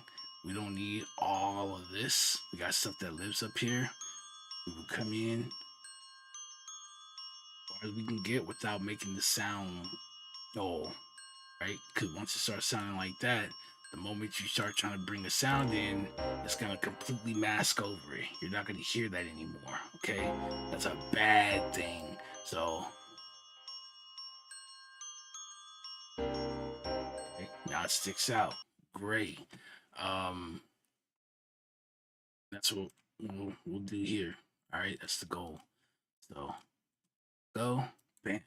Like I said, usually starting at 200 is most sounds, but in something like this where it's really, really high pitched and there's not really much going on, you can push up as far as you want to. But the goal is if you go too far, it starts sounding really thin, right? If we push up too far on this piano, then it stops sounding right. So if I start pushing up to here, then it sounds crazy, right? But here, if I go back to about 200, you can still hear like kind of that warmth in the piano here. Okay, a lot of sounds are like this. Once you get to about here is about as far as you're gonna go. Again, playing those really, really low octaves and the piano having that range and that ability. So down here, so instead of high pass, I would just go over here to 200 and I would just shelf it. Right? So I can still kind of get that. I don't want to lose it. I just want to turn it down, right? So we can still get that weight from the piano. Okay, but it's not crazy. It's not causing clashes and things like that. All right, especially with kicks, and it's not fighting with other instruments either, right? We got kick, snare, and stuff over here. So again, a lot of those instruments, flutes, and things like that, roll it off to about 200 because that's gonna effectively you need your kick, snare, and all that. So you need that open. You need that with this less problems, few problems as possible, right? So again, depending on the sound, you're not gonna miss the bass in that sound, right? Unless sound actually has bass, right? So all right, let's keep going.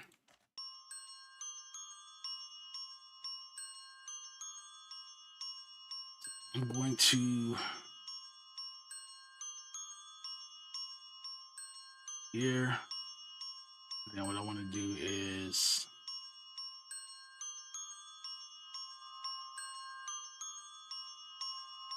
really only got to worry about up there.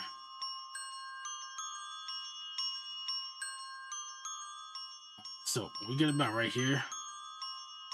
I'm hearing more of that, kind of like what we found in the like 300, 400, 500 hertz range with the snare and all that. It's more that hollow boxy kind of area in this. So I'm gonna turn this down. Right, and the more I turn it down, the more it tightens the sound. You know what I'm saying? You need $200 VST to right, or I shouldn't even say 200. You need a $2,000 VST to do. No, you don't. Right? Do you need a $5,000 interface? No, you don't. Right? All you need to do is know what you're doing, and so we can go and pull that down.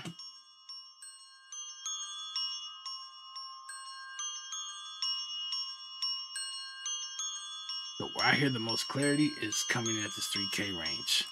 So we have a problem, right? And I know this ahead of time because, like I said, I've done this quite a few times. And that problem is the piano, right? Because over here at 3K is kind of where the piano lives too. I can tell you that. Right? And so what you're hearing now is you're hearing this kind of masking over this. So the piano doesn't sound very clear. And the piano doesn't sound like it's in front of the bells here or the mallet instrument, right? It sounds like the mallet instrument is in front. So what we want to do is create the illusion that this playing behind the piano, this is more of like a background thing, right? So we play, turn it down just a little bit. You can still hear it. It's still present. The piano sits over, right? It sounds like it's sitting on top of it, right? It sounds like it's in front, but you can still hear the mallets, right? That's what I mean about giving everything its own space, giving everything its own place, all right? Just because in solo, that sounded good to boost it here, in the long run, right? In the grand scheme of things, it's actually hurting you to do it that way. And you have to think about that. Like, what do I want in the foreground? What do I want in the background? Right? You could flip it. Maybe you wanted the piano in the background and you wanted this in the foreground. If we come back here and make that decision. Right? You could let the mallet sit in the front while the piano plays in the back. You could definitely do that, right? And that is something that is completely to you. Or if the client says, "Hey, that bell, right? Those bells, that mallet instrument, too loud." Then you go, "Okay, I know exactly what I did, and I try to put that in the foreground. Let's just move it to the background, right?" You swap it out, and they go, "That sounds much better. I wanted the piano to be heard louder than the," and it's not a this issue. It's not a volume issue, a fader issue. It's EQ, right? A lot of the times with the mistakes that people are having with the tools is with the lack of understanding, and it's okay. All right, like I said, a lot of us start in the bedroom, didn't go to Full Sail and all that stuff, right? And I'm literally, this is let's start trying to do this. 2003, 2004. Okay, I was you with no internet, nobody to tell me what to do. I had the compressor and thought because the preset made the kick sound louder that I was compressing, and the compressor wasn't even compressing. It was just the output gain had the volume boosted. I thought I was doing something. Okay, so I can confidently tell you today, right? Look, this is how certain stuff works. This is how you know when it's working, and don't make the same mistakes that I did. All right, I say it proudly. All right, I've been there. I've been in that fire. It's okay. It's okay. So let's take this out.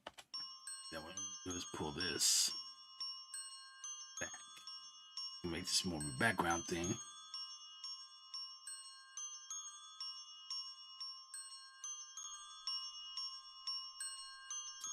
Somewhere peaking at about minus 24.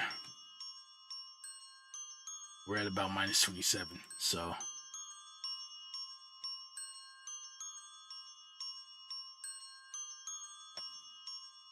right, next question. What do I do? Do we leave it like this? Right? And the thing you want to ask yourself when it comes to compression is it's about consistency when it comes to compression. Every time that sound hits, I can hear it, right? When I go back, can I hear each note? Does it sound like certain notes are being drowned out by other elements as the song goes? No, it sounds pretty front and present and clear, right? I don't need to compress this. Okay? Just because you've seen somebody do something does mean you need to do it, right? There are reasons why you would want to compress, and I just described one of those reasons. We don't need it. We don't need it here. Okay? So we did some EQ. The sound is very consistent. I'm watching each note here. Alright. Out here to where it's peaking. There's maybe a slight difference. That's fine. We don't have to crush everything to to the heavens. We don't have to do that. So that's good. It's consistent. My ear hears it, picks it up. It doesn't feel like it's missing anything. It's not skipping over anything. Do not waste your time over processing. Next sound.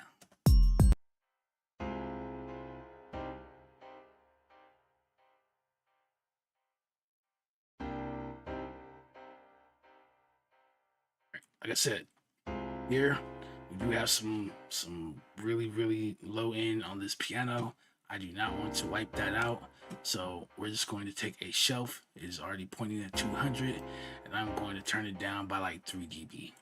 Again, just so elements that are down there, okay, when that piano hits, it doesn't affect this. Kick still sounds like it's over the piano. Okay, give everything its own space, its own place. You'll be fine, right?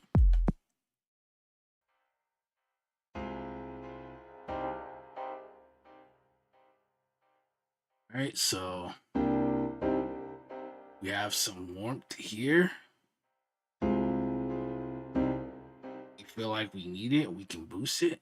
We don't have to. I'm gonna give you a little tip here. Back to what I was saying about the EQ, picturing it like a stage. So typically, when you have a piano on stage, what does it look like? Right? That piano's on its side, one side or another, right? And so typically, the piano is turned with its left side facing the back of the stage, and its right side facing the audience, right? Which means what? The higher frequencies are closer to the listener than the lower frequencies, right? So that should help you when you go to EQ. Hey, here's where that lives. I'm just gonna turn it down, maybe a dB or two. Okay, so that helps clean up the muddiness that piano may sometimes bring, especially with those really lower frequencies. Okay, and then we can go up to those frequencies, and then we can boost those, right?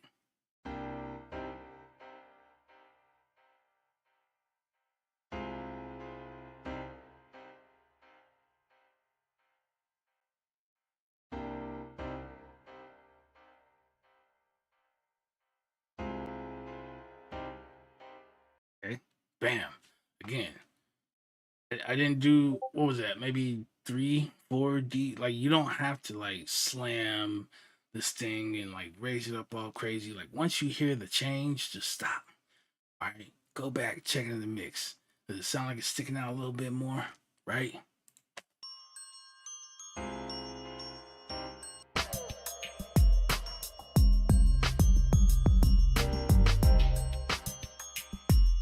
Think we're doing our job here, right? All right. Now with our piano here, we do have some parts where the chords come in, right? And it's just you kind of slamming it. Now, what we can do is we can see how sometimes it's up here, sometimes it's like here, right? If it's not seeming like too consistent, then what we can do is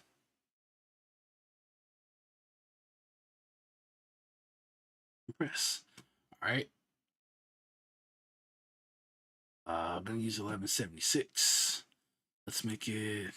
It's already got a fast attack time. We're just making it faster. And then here. So, compression.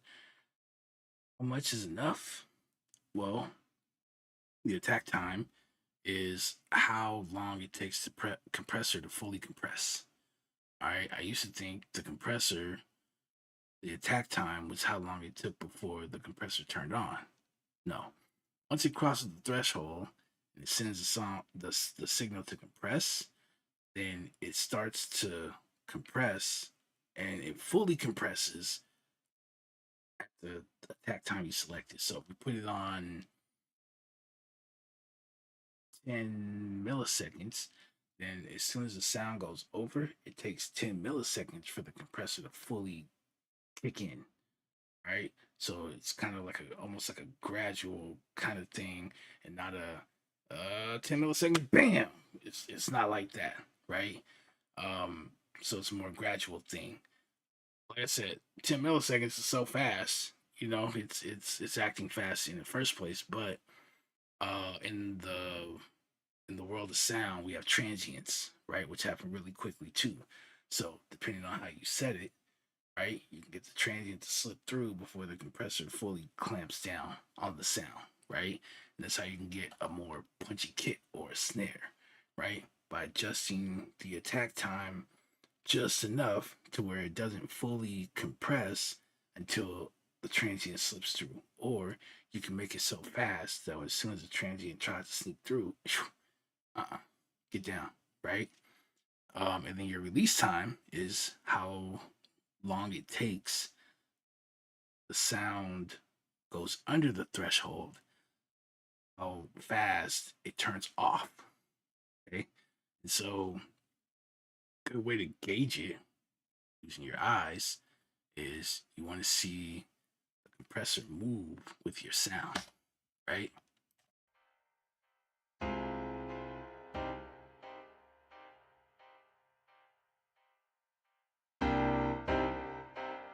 You want it to kind of dance with whatever the sound, whatever the rhythm is. You want to see it dancing, okay?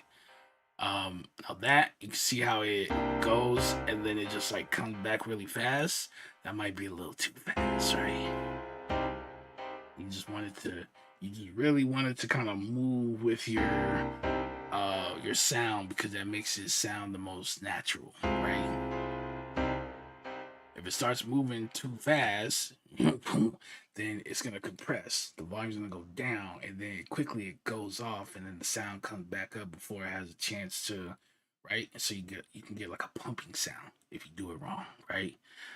Or if it takes too long to reset, then the next time the sound comes in to go over the threshold, or just a sound that's playing, maybe it's not as loud, it'll be hit or affected by the compression and it'll make your sound weak, right? So we got drums and they're really fast sounds. If you have a slow release time, then the kick will hit, boom, and it may trigger, okay, that goes through, and then the snare comes in, boom, right after that, but the compressor is still doing this, and so the snare gets caught in it, so the snare sounds really weak, right? You go, why does the kick hit hard and the snare sounds quiet? it's a slow release time, right? Speed that up, and then when that kick goes boom, and then the thing will reset, and then by the time the snare comes in, kaboom, it'll get the same treatment the kick got, right? Because it already reset and turned off. It's waiting for the next thing to come in, right? So that's a good way to measure it. Just watch how it moves, right? And you want it to kind of dance. I can give you numbers all day. I can be like, oh, take your snare and put a release time of this and this and this. And really, all you got to do is just watch how it moves. Tell you everything you need to know. All right.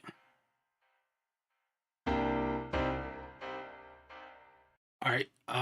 Another little secret tip here of using 1176. All this stuff I got just studying the internet, man. It's amazing. But when you're looking at things on compression, they're like, yeah, do like 2 or 3 or don't go past, this general rule, whatever. And what I found about the 1176 is its sweet spot is actually over here.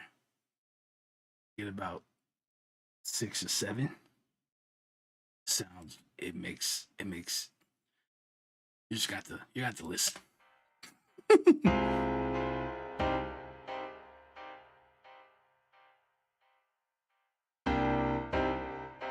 Sounds nice, right? Usually, once you pass that -6 or you start getting closer, you start hearing like a squash sound. You don't get that with this, and it sounds really nice and consistent.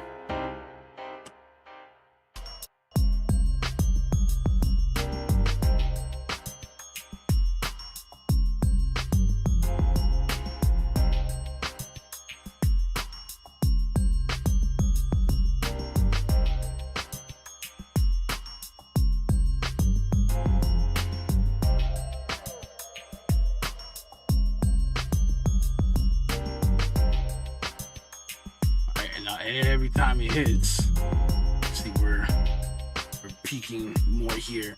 It just jumped up a little bit. I could probably adjust this a little bit better, but other than that, every time the chords hit now, it's around that volume, so I can tell that I'm getting something that's more consistent. Any of those quieter sounds and some of the notes that were being played and all that also get a boost, right? Because that's how the compression works.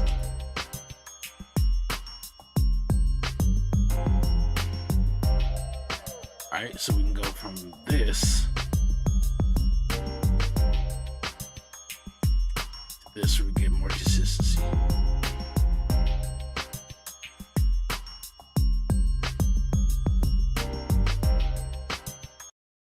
Alright, next sound. This is the sound playing with the piano. Right, so I have it basically layered. So we already know what we're going to do with this. This is meant to be a background sound. So just because it sounds good in solo when we boost it, doesn't mean that's the right move to make. Okay? You need to give the illusion that this thing plays in the background. You already know what we're going to do, right? So, same thing. Let's start this off at about 200. And then let's pull this to about...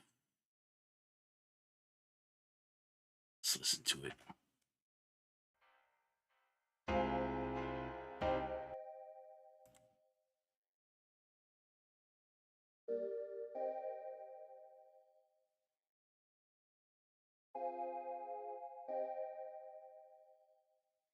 Really get that far. Back to about here, let's see. All right, so let's pull that to about 6K. Then again, we can kind of check here if you want to. Right. That's about 6K right here. Yeah, my ears are just like, it's got it, man. It's got it. This is, what is this, 280, 260? Okay, so bringing that up to about 200, bringing this over to about 6K. I did that. Double checked here, and I'm pretty much in the ballpark. Don't have to be perfect, right? Bam.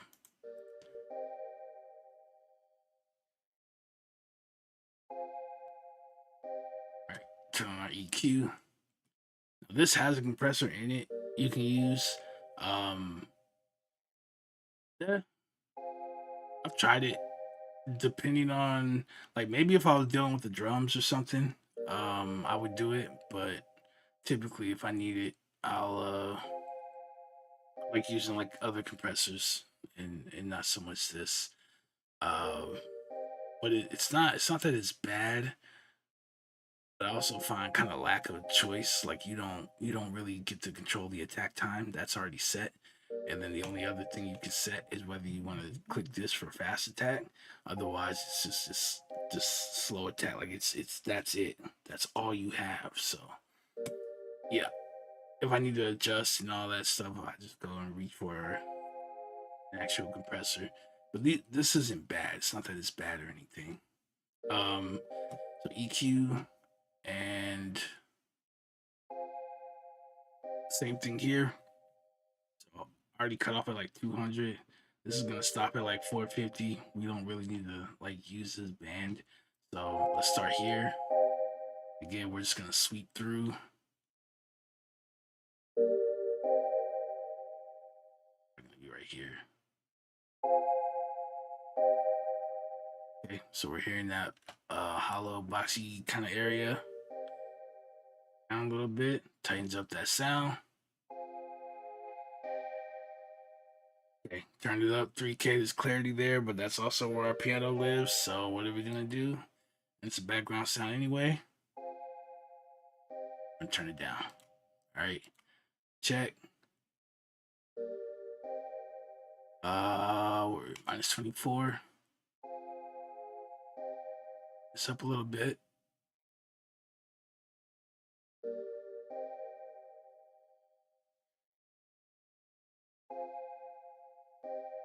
All right, cool. Now these two can play together.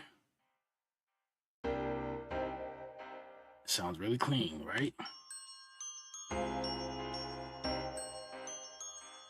Yeah.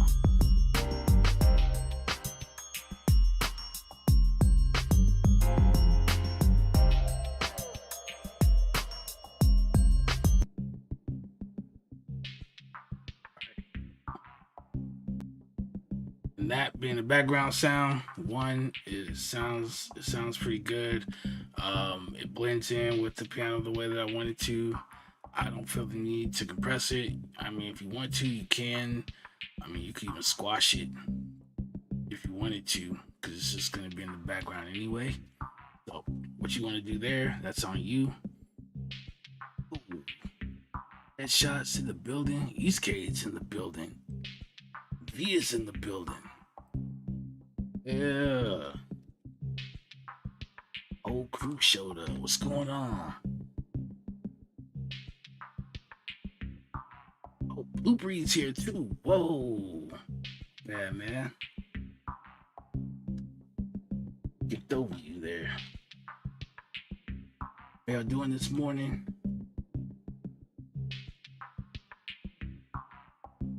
Oh, Curly Snow is here too. Whoa. What is wrong with me today?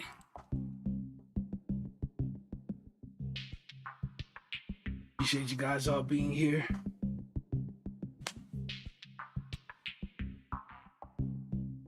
So pretty much we're gonna be looking to do the same thing. All right. Do we really need this here? Right? Can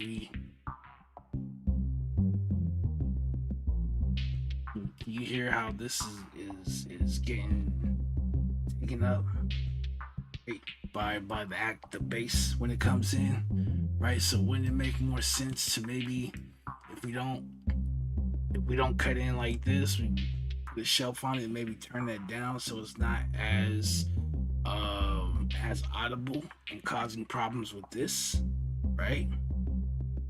So we have options and we can try it. Hey, if we don't like the way that came out, go back and we fix it, right? We try it the other way.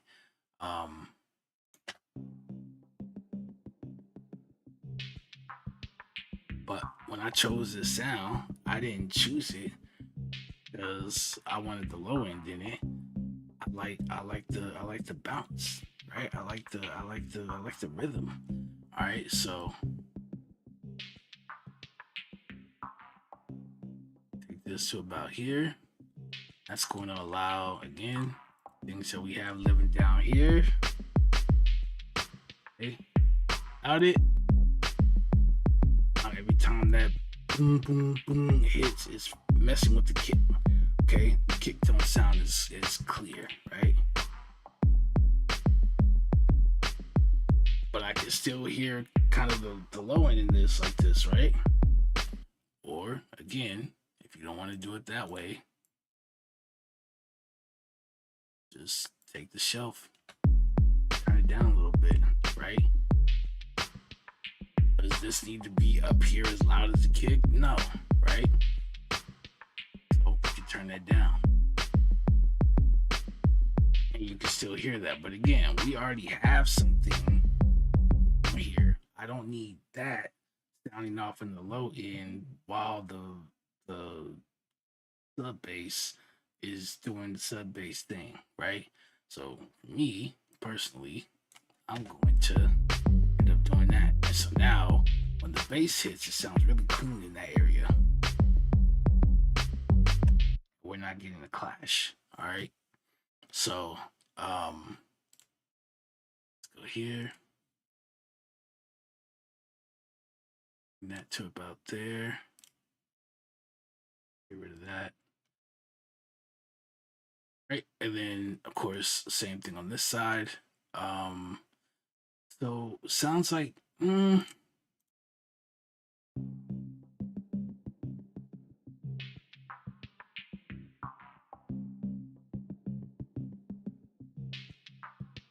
it's not missing too much. Let's see, if we stop this at like 7. Let's see, does it even go that far? It does. So here's 7. All right, I did hear it open up a little bit, which is why I was like, might be it, but maybe you can push it further. And to be honest, you could probably push it a little bit more, just because this sound right here will stop you. So you could probably get away with like 6, right? If you were to, you could get away with that easy, right? You can get away with 6. 7 is fine, leaves a little room there. Bam, we're not complaining, right? So we can do that. All right.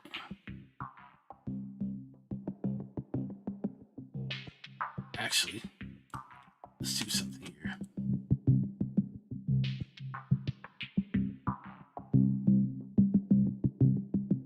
Sounds pretty warm right here.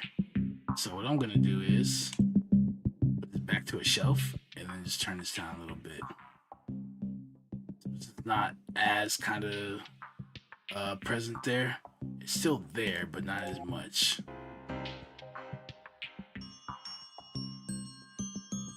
And then that allows more of the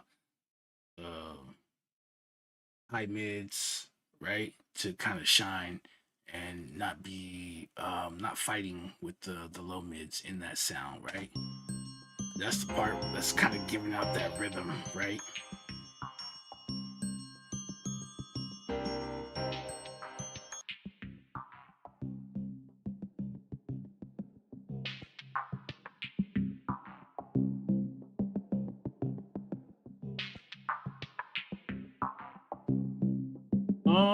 I don't really hear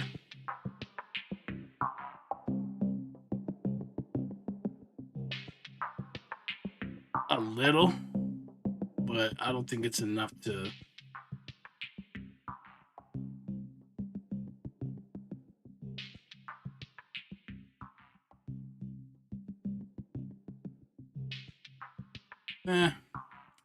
do like 1. I mean, it's really not like anything super apparent, right? But I can kind of hear just from the reverb that's on it. You can kind of hear it a little bit, but for the most part, it's a pretty clean sound. So a little bit goes a long way.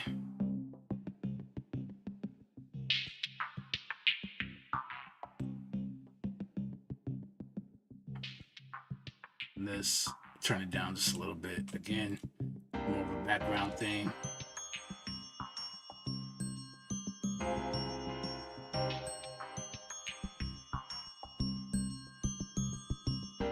about -15.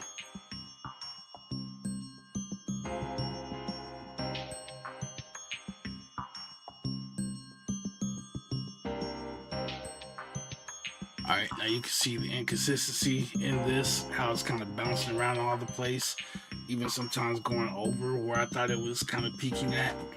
And so we could definitely, in this situation, for the compression, I'm gonna leave it on the 4:1.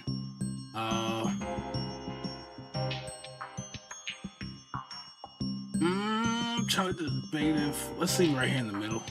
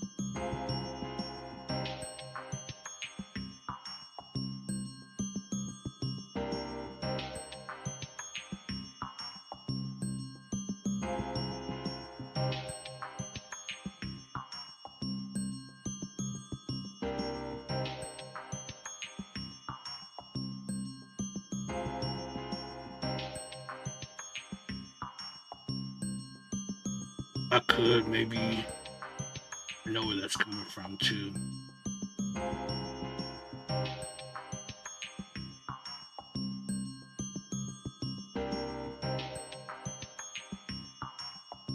I think it's kind of poking out a little bit more.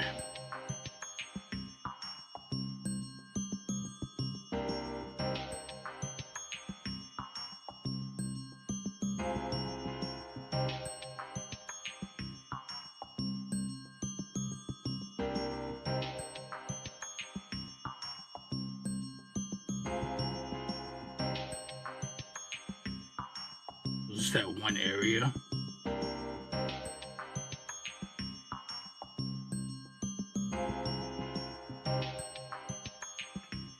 It's like right at the beginning where it kind of spikes the most. However, when it comes in, it doesn't sound at least to the ear. Doesn't sound crazy though.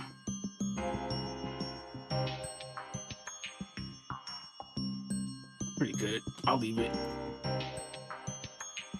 There's that little bounce, and it's kind of like, I don't know, but I'm not getting like a real difference in the sound of it. I'd probably like run a clipper on it just to make it, but again, it's not a big deal. Okay, we got these two little effects that kind of hit, between the verses or whatever. I can focus on that last. Let's go here. Great. Should have probably did this earlier with the once we finish the drums. This should have came first. But that's how I work. I'm a left to right kind of guy. But the same applies as we talked about, right? Give everything its own space, own place, and so.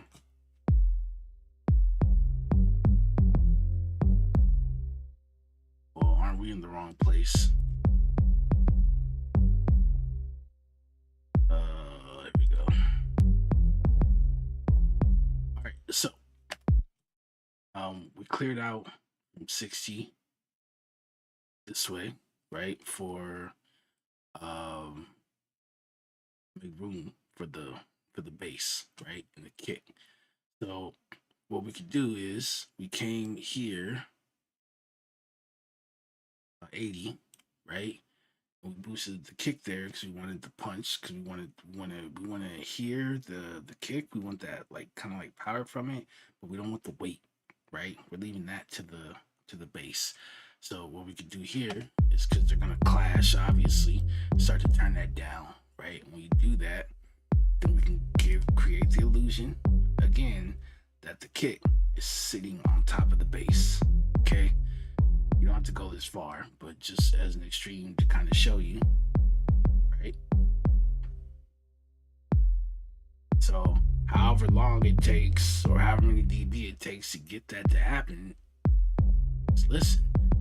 It feels like you can kind of hear that kick, and they're got the clarity, like you can really hear that kick. It's good. Don't touch it anymore. And now we didn't touch this, right? So you don't lose the energy.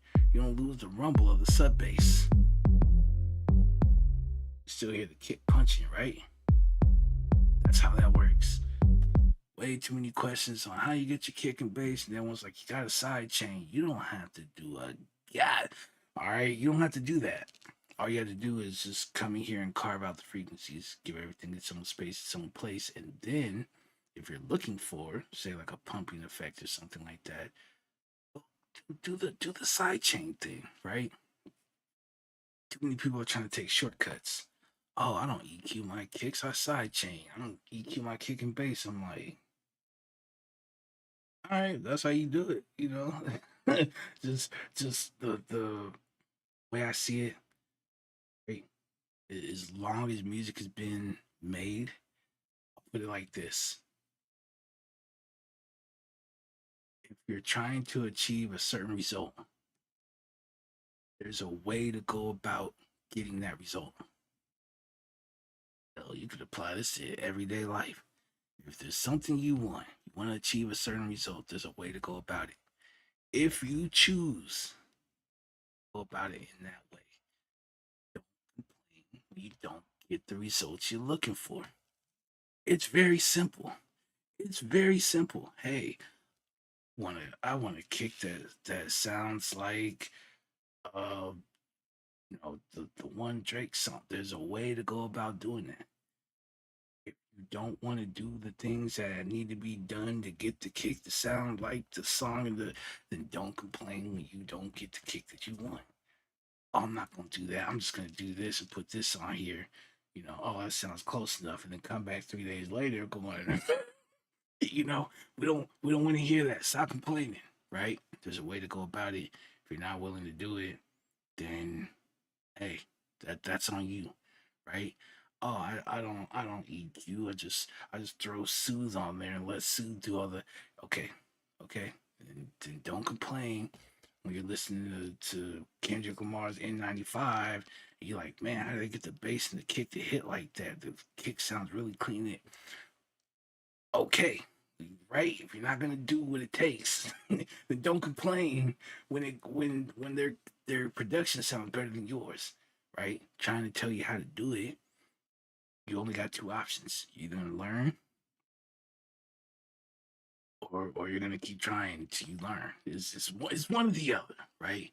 But we gotta create that space, give it that, bam, and then of course.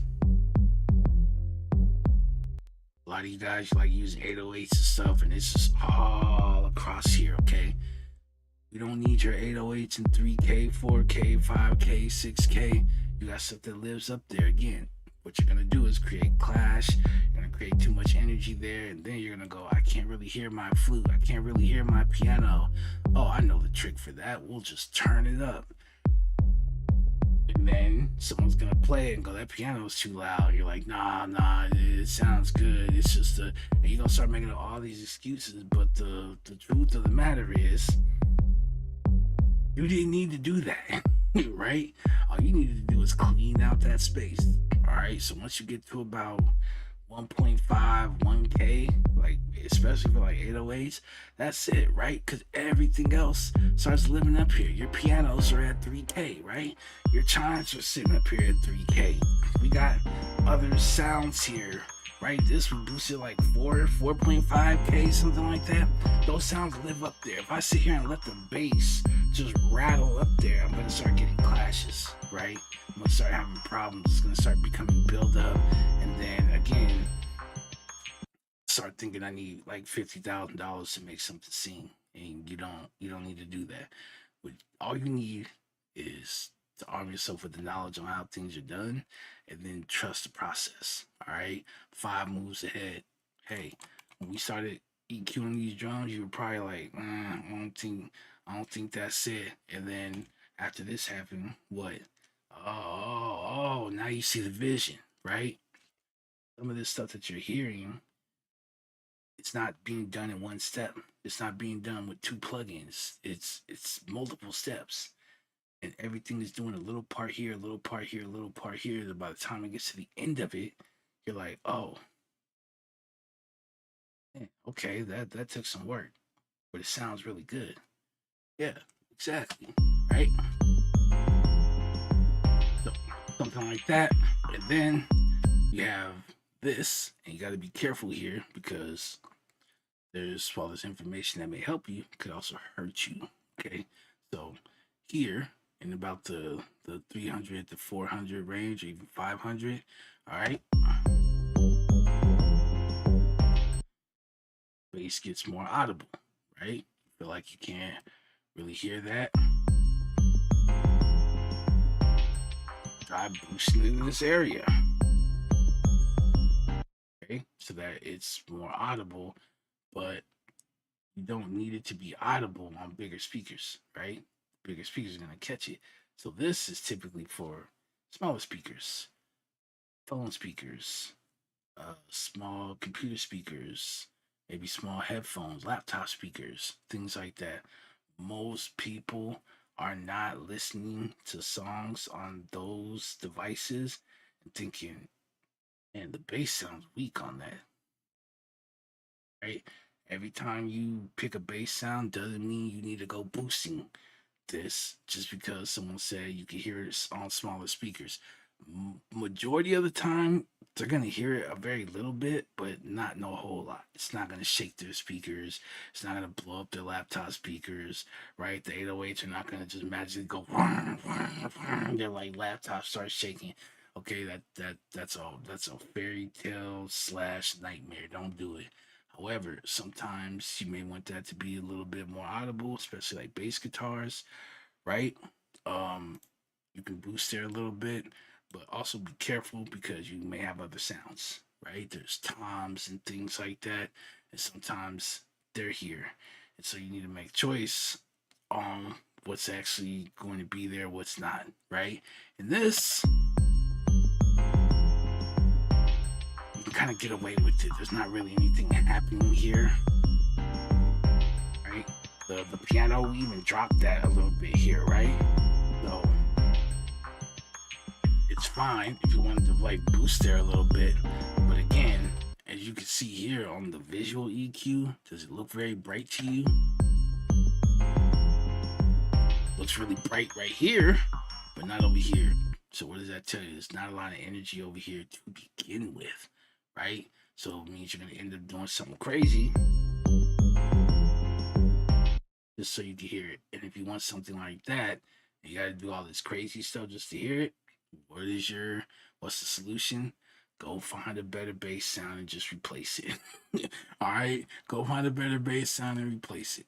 There's no need in like getting yourself all crazy and worked up and this and then it picked up this and then this is it here and no, don't do it. Just go find another sound. All right, but I like how this sounds. Another thing, and it'll be at the end, right? What we'll do to the entire mix. But right over here, right? So this 200 hertz area.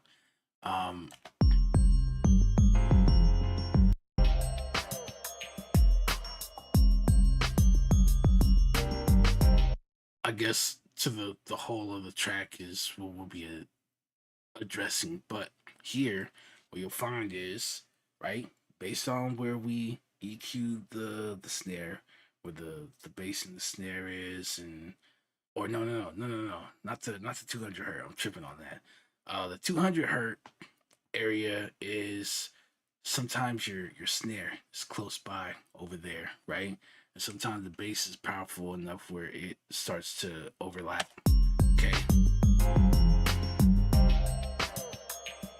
Makes your snare sound underwhelming. Okay. So sometimes if it sounds like your snare is not very clear here, just drop it. When you drop it, more clarity you get in your snare, right? The more the snare becomes apparent, but you want to refrain from doing it too much because then it starts affecting the bass. Okay. But maybe, you know, 2 dB or something like that, the snare should just kind of pop and be more front and center. Again, 2 dB is not enough to be like, where'd the bass go, right? So don't start getting scared because all of a sudden you heard the snare pop out and you're like, right? We want rumble. We're not too much caring about this. We can care less. Okay. So something like that, and then here, up to you on what you want to do. But what I like to do typically is either shelf or high pass, but I take this over to about 60 and I might drop it the shelf. I'll probably drop it like 3 dB if it's, or I'm thinking about the kick. I'll take this over here. This would be the shelf. And so wherever we boosted the punch in the drum, which was over here, was like 80, it would be a shelf, and this would come down a few dB, that whole everything right there. For this high pass, and then I take it to 32. If you look it up, or when it gets to mastering, it's usually like 40 or like 50 hertz. They'll do the high pass, they'll just chop that, and that helps them get more headroom so they can make it sound louder. Forget your loudness wars. So for me, 32 is where I cut. All right, so I don't know, maybe end up losing the dB at the end of the day, but I'm fine. All right, be still not. The bass is tight, right? And people are like, man, how you get your low end like that? I'm like, yeah, I want to tell you a story. But yeah, for me, 32, 40 is not that much further from 32. That's 32. That's 40. If you want to take it to 40, cool.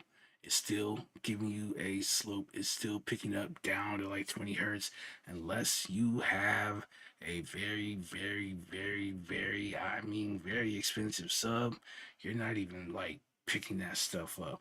All right, most of it is getting down to 32 hertz, and that's the end, right? So why chop it off at like 50? Because, right, it is barely, by the time it gets to 20, it's like non-existent. All right, so your sub will still pick up all this good stuff, and you don't need very much sub bass frequencies for stuff to get out of control. All right, get a crazy rumble, shaking, whatever, right? And it can make it sound like your the rest of your song isn't there, right? Because being overpowered by the bass. So depending on what you're using, yeah, you might need to go and boost there. A lot of times, especially with synth bass, don't do it. Now, if you're playing like up higher octaves or something, and there's not really much activity going on here, yeah, you could probably stand to boost it a little and not have issues, right? Because there won't be much activity going on down here. But when you have much activity going on down here, either leave it alone or, you know, like I said, when it gets to master, they're gonna chop that anyway. But boosting it, be very, very, very careful. Don't take much. Don't take much to lose control. I was rapping for a second. Yo, hold on. No, I'm playing. Those days are over for me, I think. I might. But those days are pretty much over for me, man. Um, yeah, we could do that. Bam. So go in here. Let this to 2. Gonna pull this all the way down. Only goes to about 3, but that's fine. It's not even like pushing over into the 1K area anyway. And then we can go from there. So bring this to about 80 where we boosted our kit. I'm gonna turn that down. About 3 dB should be enough to let the kit sit on the top. And then that 200 hertz area starts to mask over the snare. Bring it down just a little bit, like 2 dB is fine.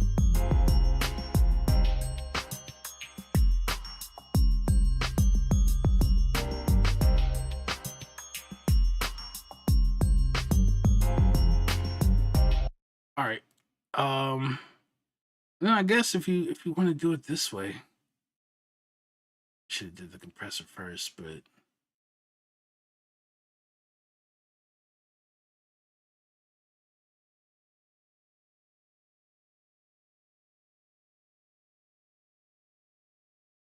so I guess if you want to get a little more consistency with your bass, especially if you got like 808s and stuff like that.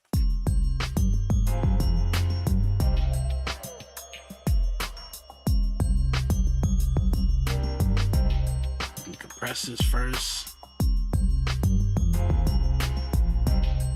Make it about as fast as we can get it. Yes.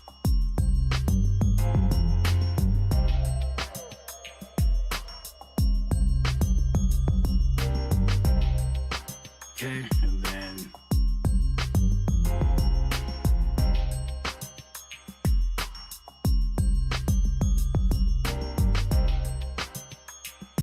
again, closing that gap in the dynamic range. Some of the quieter sounds, which was mainly in that mid section, right? Now that that's being pushed closer to the floor, then having to raise it, that stuff gets a little bit more audible. Then we can go and start carving out and things like that. So you can have a bit more of a consistent bass sound, right? We can hear the mids in there a little bit more and all that. And then still make sure we're not getting out of control with our very, very low end. Oh, Crippy is in the building. Appreciate you stopping by. Grunt's also here as well. Wait, did he come in earlier? No, he didn't. He did not. I seen a lot of you guys earlier. Appreciate you guys stopping by. How we doing this morning?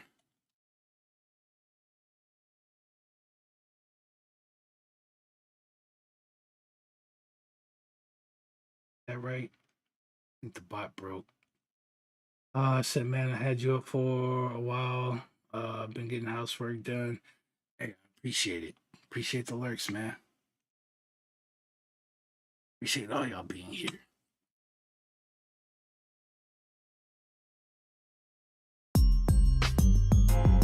Alright, so we got something like that. And then we have these two sounds, which we're not gonna do very much to anyway. I'm gonna route those here. And I'm gonna have that. Okay. It's good. It's good.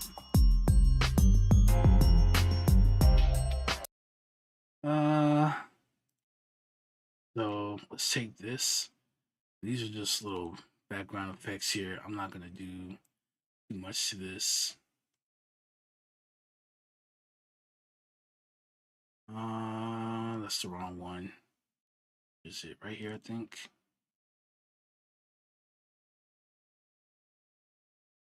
You can kind of see it. Are you so low?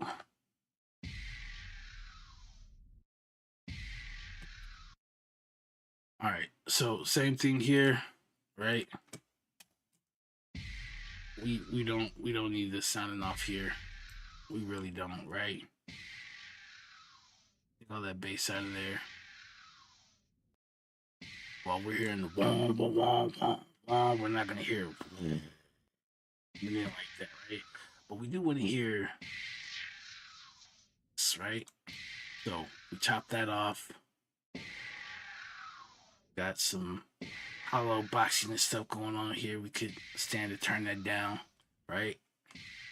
And then of course it's meant to be a background sound anyway. We could maybe drop this down a little bit. Of course we'll lose volume. We'll have to turn it back up, but we'll get something like, right?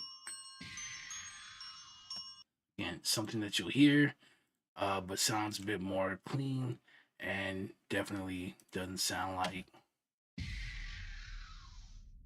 all right, like someone's just hit your wall, right? It don't sound like that. So I'll delete that. Again, come up to about 200. Clear that out.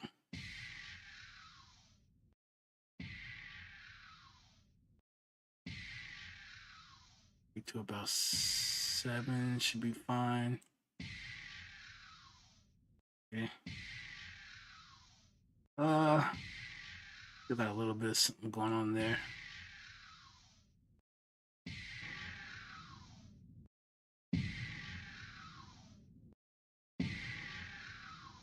Right there. Take that down to 6.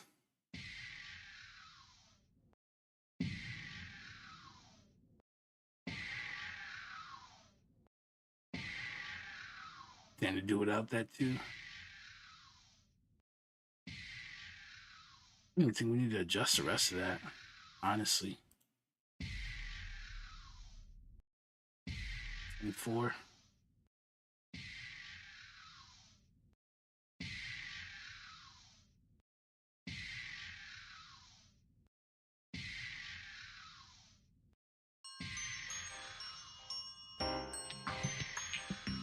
You can still hear that. That's all we're looking for. And then this wolf sound. I think it comes right here before the.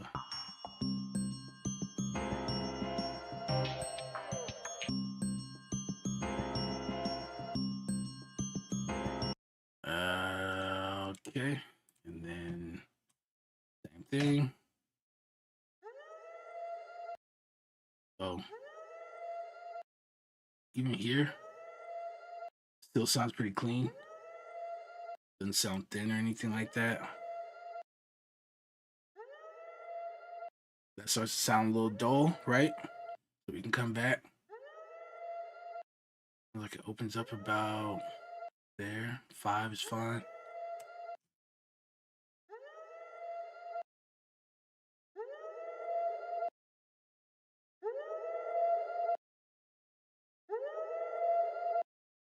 Actually, that's kind of good right there, actually.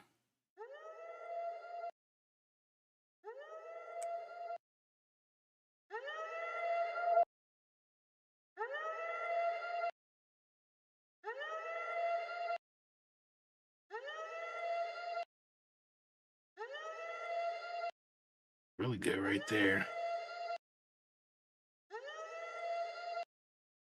Let's take it. I might actually boost that. There's nothing there. It works for me.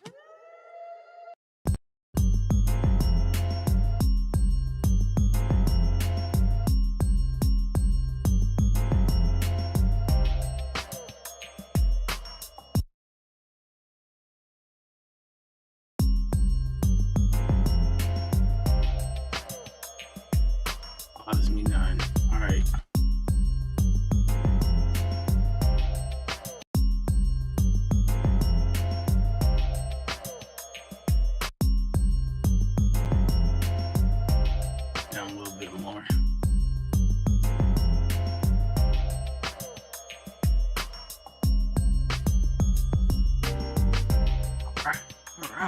right.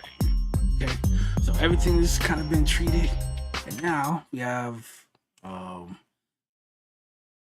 couple of things left I want to do, and it makes a really big difference. It seems like it doesn't. You do it, then you can't go back. All right, and that is, I could create another bus to send this to, but nah. So let's do this. Actually gonna use, I like the way this sounds here, and go here. You hearing that? You hearing that? You hearing that? All right, so move this up just a bit. Turn this up a little bit. It's to about 4K. Should be like close to 1. Fine. And then we're gonna uncheck this solo button because all it is giving us the wet signal, which would be the thing you want to do if this was in a separate track. And then we were just routing stuff to it and back. We would just be picking up the wet sound, right?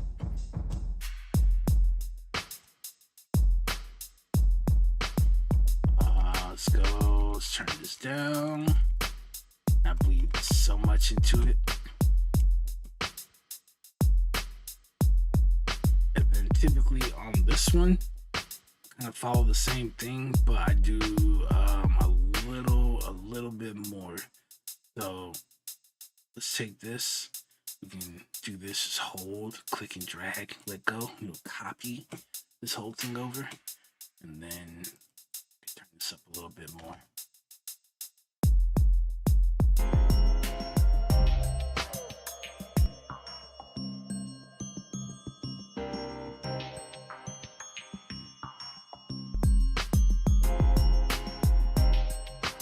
What difference does it make? This difference. When you take it off, you're like, whoa, into the room, right? So I like adding this onto there. It may not seem like it does much, but it does. And it actually helps by reverb. Basically, we create a room, we create a space, and then we put everything, or we route certain things into it. So it helps to kind of glue sounds together by making it seem like they're all being played in the same room. Okay.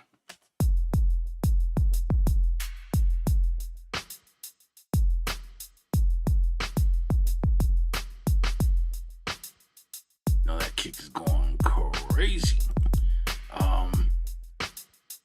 So it's pretty much out of the bass, out of the mid section. Really, it's only just kind of signing off in the treble here, and that's that. You can just bring everything back in. So while it may not make this difference when you are listening, right? Especially when certain parts where it gets quiet or you're just hearing drums, you'll start to hear that space, right? Now it doesn't just sound like the snare, it's just, it sounds like there's a space that somebody was playing that snare or whatever in, right?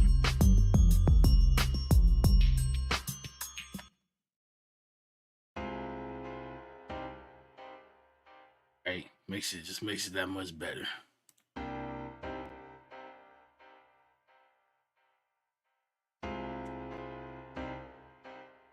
Right, so as that room puts everything in. Now the bass, I typically leave the bass out from here. I want the bass as dry as possible, and so it just goes straight to the bus, and then these are routed here, right? So bam, that's all together. And then what we can start doing here if we want now, we can start moving this to kind of balance it. But what I'll do before I do that is start working with stereo field now. So this is where I like to do, panning. And the way you could think about this, I learned this from someone who doesn't even do music, man. A real interesting uh information, and that information is that energy, right? Sound energy flows in the body from the left to the right. Okay. So like take a look at your EQ, for example, right? It starts with, you know, 20, really would be zero, right? Then it rolls its way up, right? Lower frequencies on the left, higher frequencies to the right. So what happens is if you take your right hand and cover your right ear and you start to speak, you'll notice that all of the bass frequencies in your voice or in your surrounding are more apparent or present in your left ear, and all the high frequencies are washed out in the left ear. Okay. Likewise, if you take your left hand, cover your left ear, and you speak, all of the higher frequencies are more pronounced or present in your right ear, and the bass in your voice or whatever's in your surroundings are less pronounced. Your right ear doesn't hear them that well. Okay. So when you're deciding on panning and what should go where, all you have to do is keep that in mind, and that'll let you know where it needs to go, right? Hey, I can't tell you whoever invented the drum kit, right, had this knowledge in mind. I just know, right, we pan hats usually to the right, right, 15%. Well, when you go to sit to play that closed hat, it's on the drummer's left. There's a whole lot of arguments about this, right? Oh, I panned it to the left. But to the audience, that's actually on their right side. Why is it on the right side? Because the right ear is going to pick it up better, right? Sure, you have other cymbals sitting around as well. And so there's always exceptions to the rules, right? When you have more than one sound, sometimes in order to find that balance, you'll have to one over here, one over there. However, typically, especially in something like this, all we have is that one hat gonna go to the right. The ear is gonna pick it up better. Okay, so stuff like that change your life, man. So if you're ever unsure where you're gonna pan something, just think: is it low frequency? Is it high frequency? Right? Play around. Hey, this is a high frequency. I'm gonna pan it to the left and see what happens. See how dull it sounds for you, real quick, and then go, you know what? Yeah, I'm just gonna pan this over to the right. All right. So, we'll do that. Picks, mono, snare, mono. Okay. So I'm not putting this in stereo. Putting this in mono.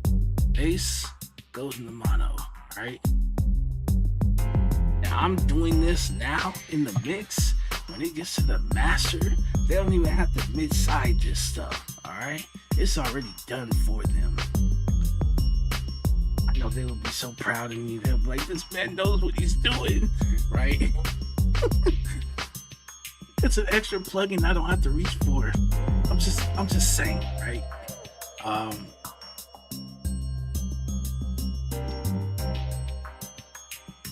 So for this sound, I think this sound also, and definitely this sound, we put a chorus effect right before we bounced everything out.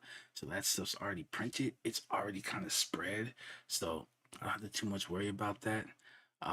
Or no, I don't think we put it on this one. It ended up being on these two. So what I'm gonna do with this though, because it's very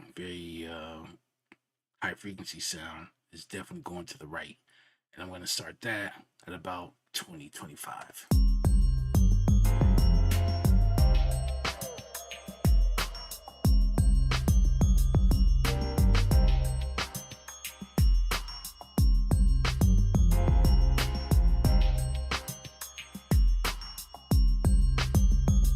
And then I think what I'm going to do is also take this. I'm gonna play with this and see what I would rather like, but I could either throw the piano in mono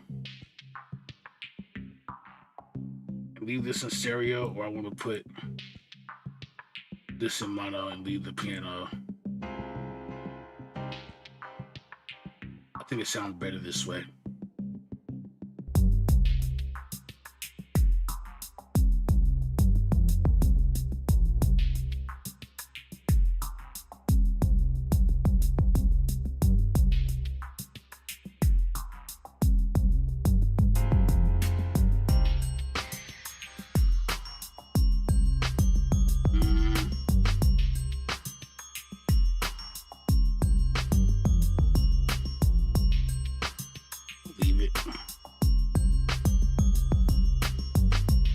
see if I.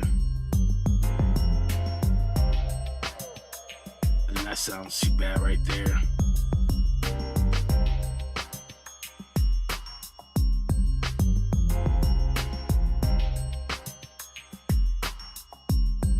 It's honestly, it's not that bad. It's not that bad. But I was thinking I wanted to put this into mono. And it does sound kind of cool like that. But then once this comes in, it starts making me wonder.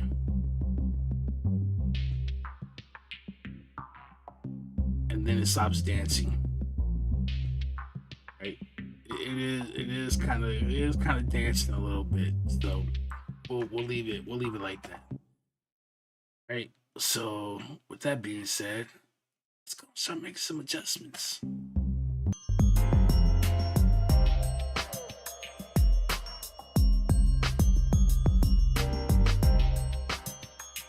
What we're gonna do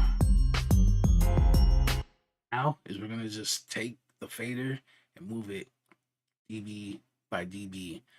So the way it was explained to me, for every 1 dB that you move your fader, it accounts for 3 dB in perceived volume. Okay, so for every 1 dB you move it, you lose 3 decibels in loudness. Right? So play dB by dB till it sounds about right to you. Okay. All we're trying to do is just get these sounds to blend in just a little bit better, right?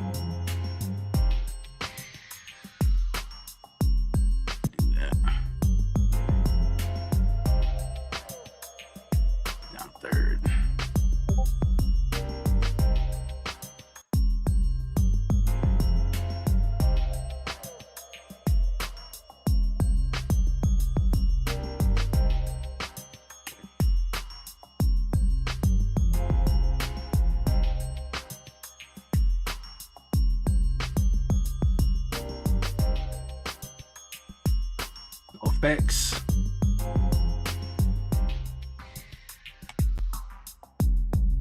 All the effects. Okay. Almost there, right? So here's what I like to do. 2 things. Go telling everybody, right? Don't go telling everybody. So we're gonna do whole of this track. Learned that from this.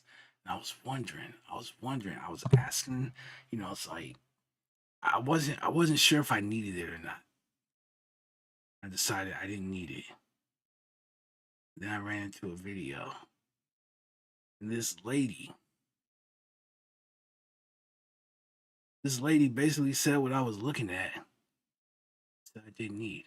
And that's from this bad boy right here. Very important. You probably look at this and you're like, huh? Why would I need this? right? You don't need it. There are two very important numbers here you need to know. One of those numbers is right here. 10 kilohertz. Very important number. Show you why here. If you feel like track is lacking some clarity, like the whole track, if you go to 10K, quick, and you just turn it up a little bit. Watch this.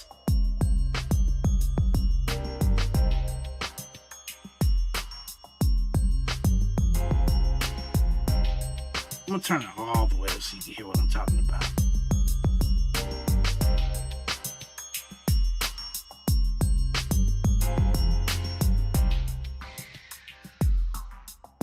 If we go over there, 10K, it's matching. It actually boosts treble the clarity of the entire track and it not sound crazy. This is given that you got the mix right.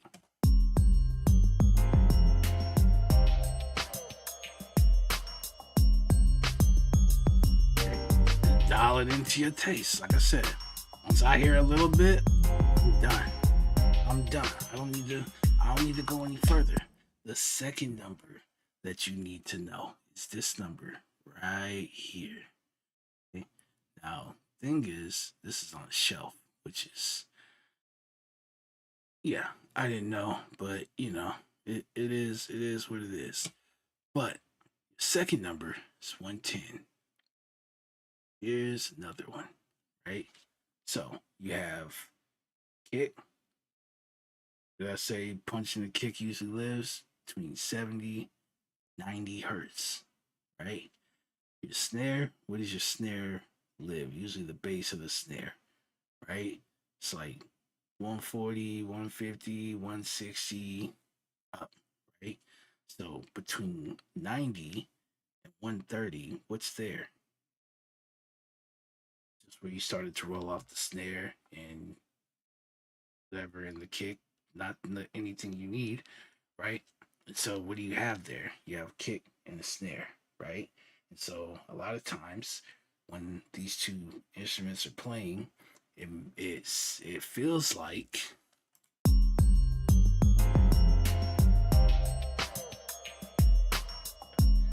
when the kick is hitting a lot, it feels like kick and the snare kind of wedge right between them, right there. And it creates a feeling of separation, and you don't need to do too much to it. Okay?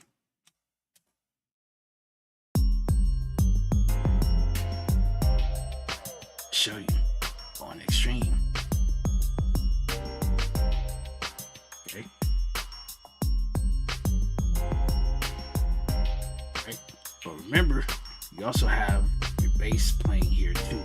Don't go too far, then you're gonna start cutting into your bass. So it only takes like 1, maybe 2 dB, and it drives that wedge in there, and then it creates a separation between your kick and your snare, because the bass is there too, right? So it's kind of like taking scissors and like cutting, right? Now you have a little separation right there in the paper. That's what that's doing. All right.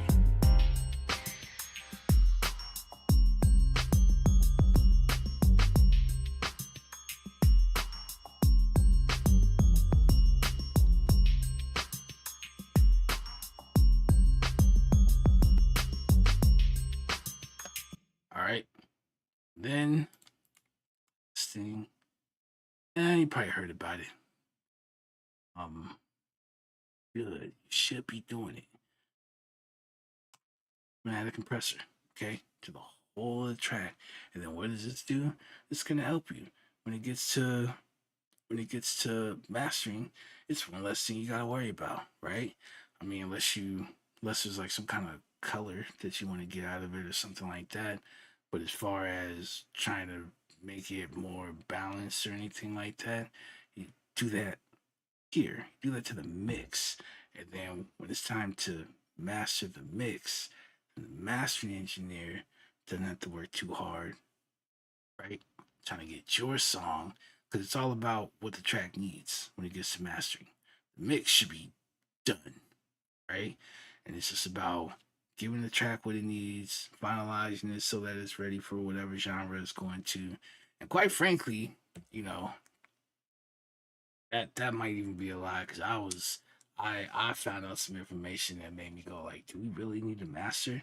And that information was mastering came about because when the music was being ported to the vinyl, right, the needle kept flying out from the record because the low end, right, it was too much, and so it was like pop, making the needle fly. And so mastering became a thing so that it could work for the medium that they were dealing with at the time, which is vinyl. And so, since we don't do that stuff anymore, is there really a need for mastering? If that's how mastering came about, is there a need to master? I'm still gonna do it. I don't know about the rest of you, but apparently there's one legendary engineer that doesn't do masters. Just saying, he's out there. So we're gonna go ahead and we're gonna set this up. Put the attack time on 30 milliseconds. We're gonna keep our ratio on 2. This is a sidechain filter, okay? We're just gonna tell the compressor, hey, from 80 hertz.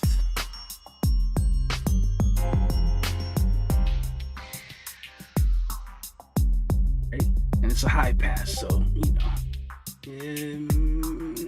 let's say by the time you get to like 60 hertz or something like that, it's probably completely ignoring, right? But what we're saying is we don't want the compressor picking up frequencies as much or at all, depending on how far back this goes, from 80 on down, right? And we're gonna leave our release time on auto. Then we're gonna work this threshold right here. Now we just want about 1 to 2 dB like this because if you go too much, it kind of creates a pumping sound, right? So we just want to get this to move just a little bit.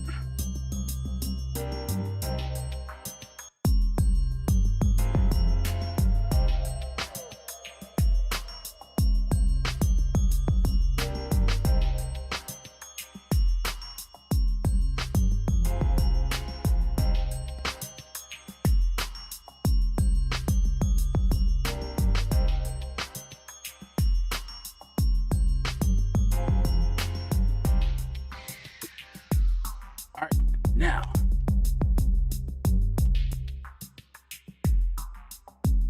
turn those effects off. We'll turn them back on. Okay. And the mix pops up.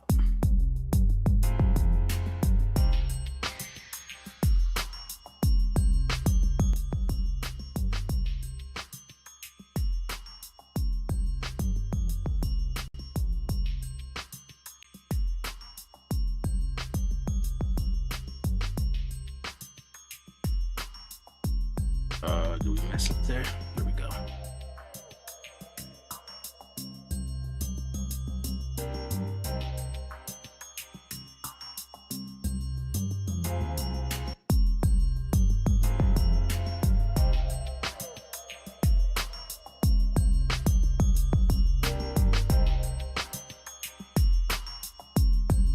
This is cool for now until we get over into mastering, and then there's some stuff that I'll do to that. But basically, this come back later, tomorrow, whatever. We listen, bounce it some more if I need to, whatever. And then once I have this about as good as I can get it, then it's ready to go for mastering.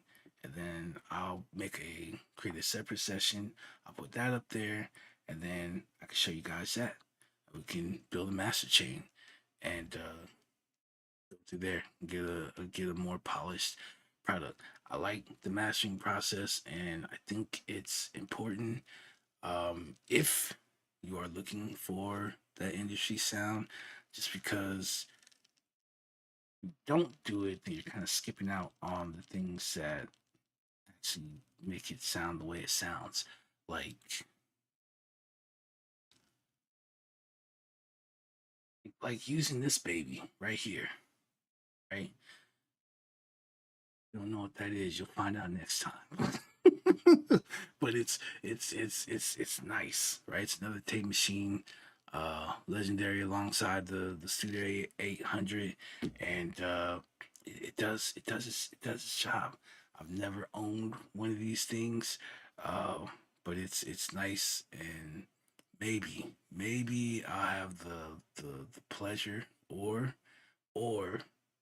according to people who actually use that thing, the misfortune of owning one. All right, because apparently the thing's a pain in the butt. I think just tape machines in general, and all the stuff he had to do, and then the tape and all that stuff. Um, but I love DJ Quick. That's the goat, man. It's one of the goats, and he's still using it. He's still using it. He's laughing at y'all, and he's talking all kind of trash. So, with that being said, I'm with him. I'm with him. If he's still, I'm with him. All right, man. I have an actual tape machine, but I got something close, man. Got it close. Got something close. So that's pretty much it. And then again, I'll listen to it later. Just make sure my ears work well. And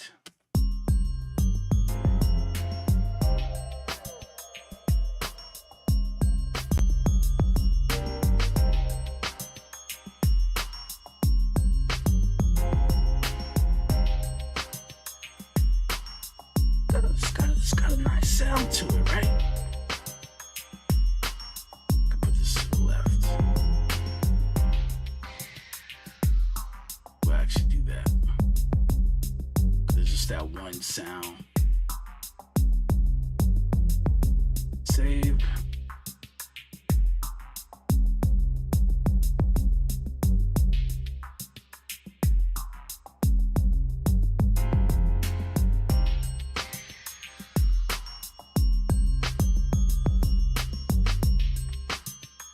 And there it goes. I think we can.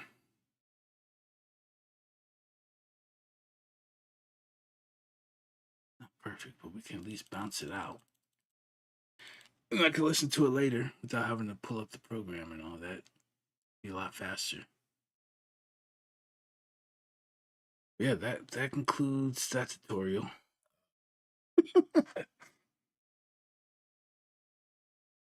Like I said, anytime that like we get to music and I'm building, whether I'm like building the beat or I'm doing like the mix downs, I always pretty much do like walkthroughs or like what I'm doing or what we're playing and try and give as much information as I could. 'Cause like I said, man, it's a lot of talk in the music space, and while some may agree and others may disagree or whatever, one thing is for certain: you just gotta change. Some of this stuff is straight garbage, and it's not so much the songs themselves, like lyrics or like sound selection or nothing. It's just the production. Like who is sitting behind the equipment and is in charge of making that stuff sound good. So I need to know. Some of these people, I know they're not doing their job. I know for a fact 'cause I can hear it. I can hear it. All right. I can hear it. And it's a thing that is being talked about, but found that not a lot of people are willing to share that info with others. And then there's the paywalls and stuff, right? You buy my course and I'll show you how to, and then people are getting a hold of those and they're like, there's nothing in there. Like what they just said is what I found on YouTube, right? And it's like what you're finding on YouTube is, again, it's just people being very vague and they're not actually like telling you what you need to know. And it's like, well, basically, I guess your only other option is either buy books or go to school. It's like one or the other, man. So for the past 5, 6 years now, this is what I've been doing. right? Before, like, so everyone had like courses and stuff. So before they started doing all these like mixing master classes and putting them on YouTube, and you didn't have to pay to be able to see the videos and all that, I was just happy to tell. I was just happy to say, hey, let's walk through and get this to work, right? If you got music, you want me to check it out, you need feedback, anything like that, I'm always happy to. Of course, there's the Discord, right? You want to collaborate or anything like that. It's pretty small at the moment, but it's there. Um, I'm looking forward to working with people who are serious about their craft or have an interest in wanting to be serious about the craft, whatever. Uh, that's about it on that. So go ahead and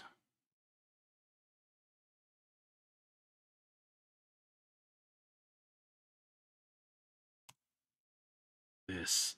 All right, so for you guys that are tuning in from YouTube and Facebook, this is where I bid you guys farewell. For the rest of you, I'm gonna take a quick break, like 5 minutes, with some water or something like that, and be back.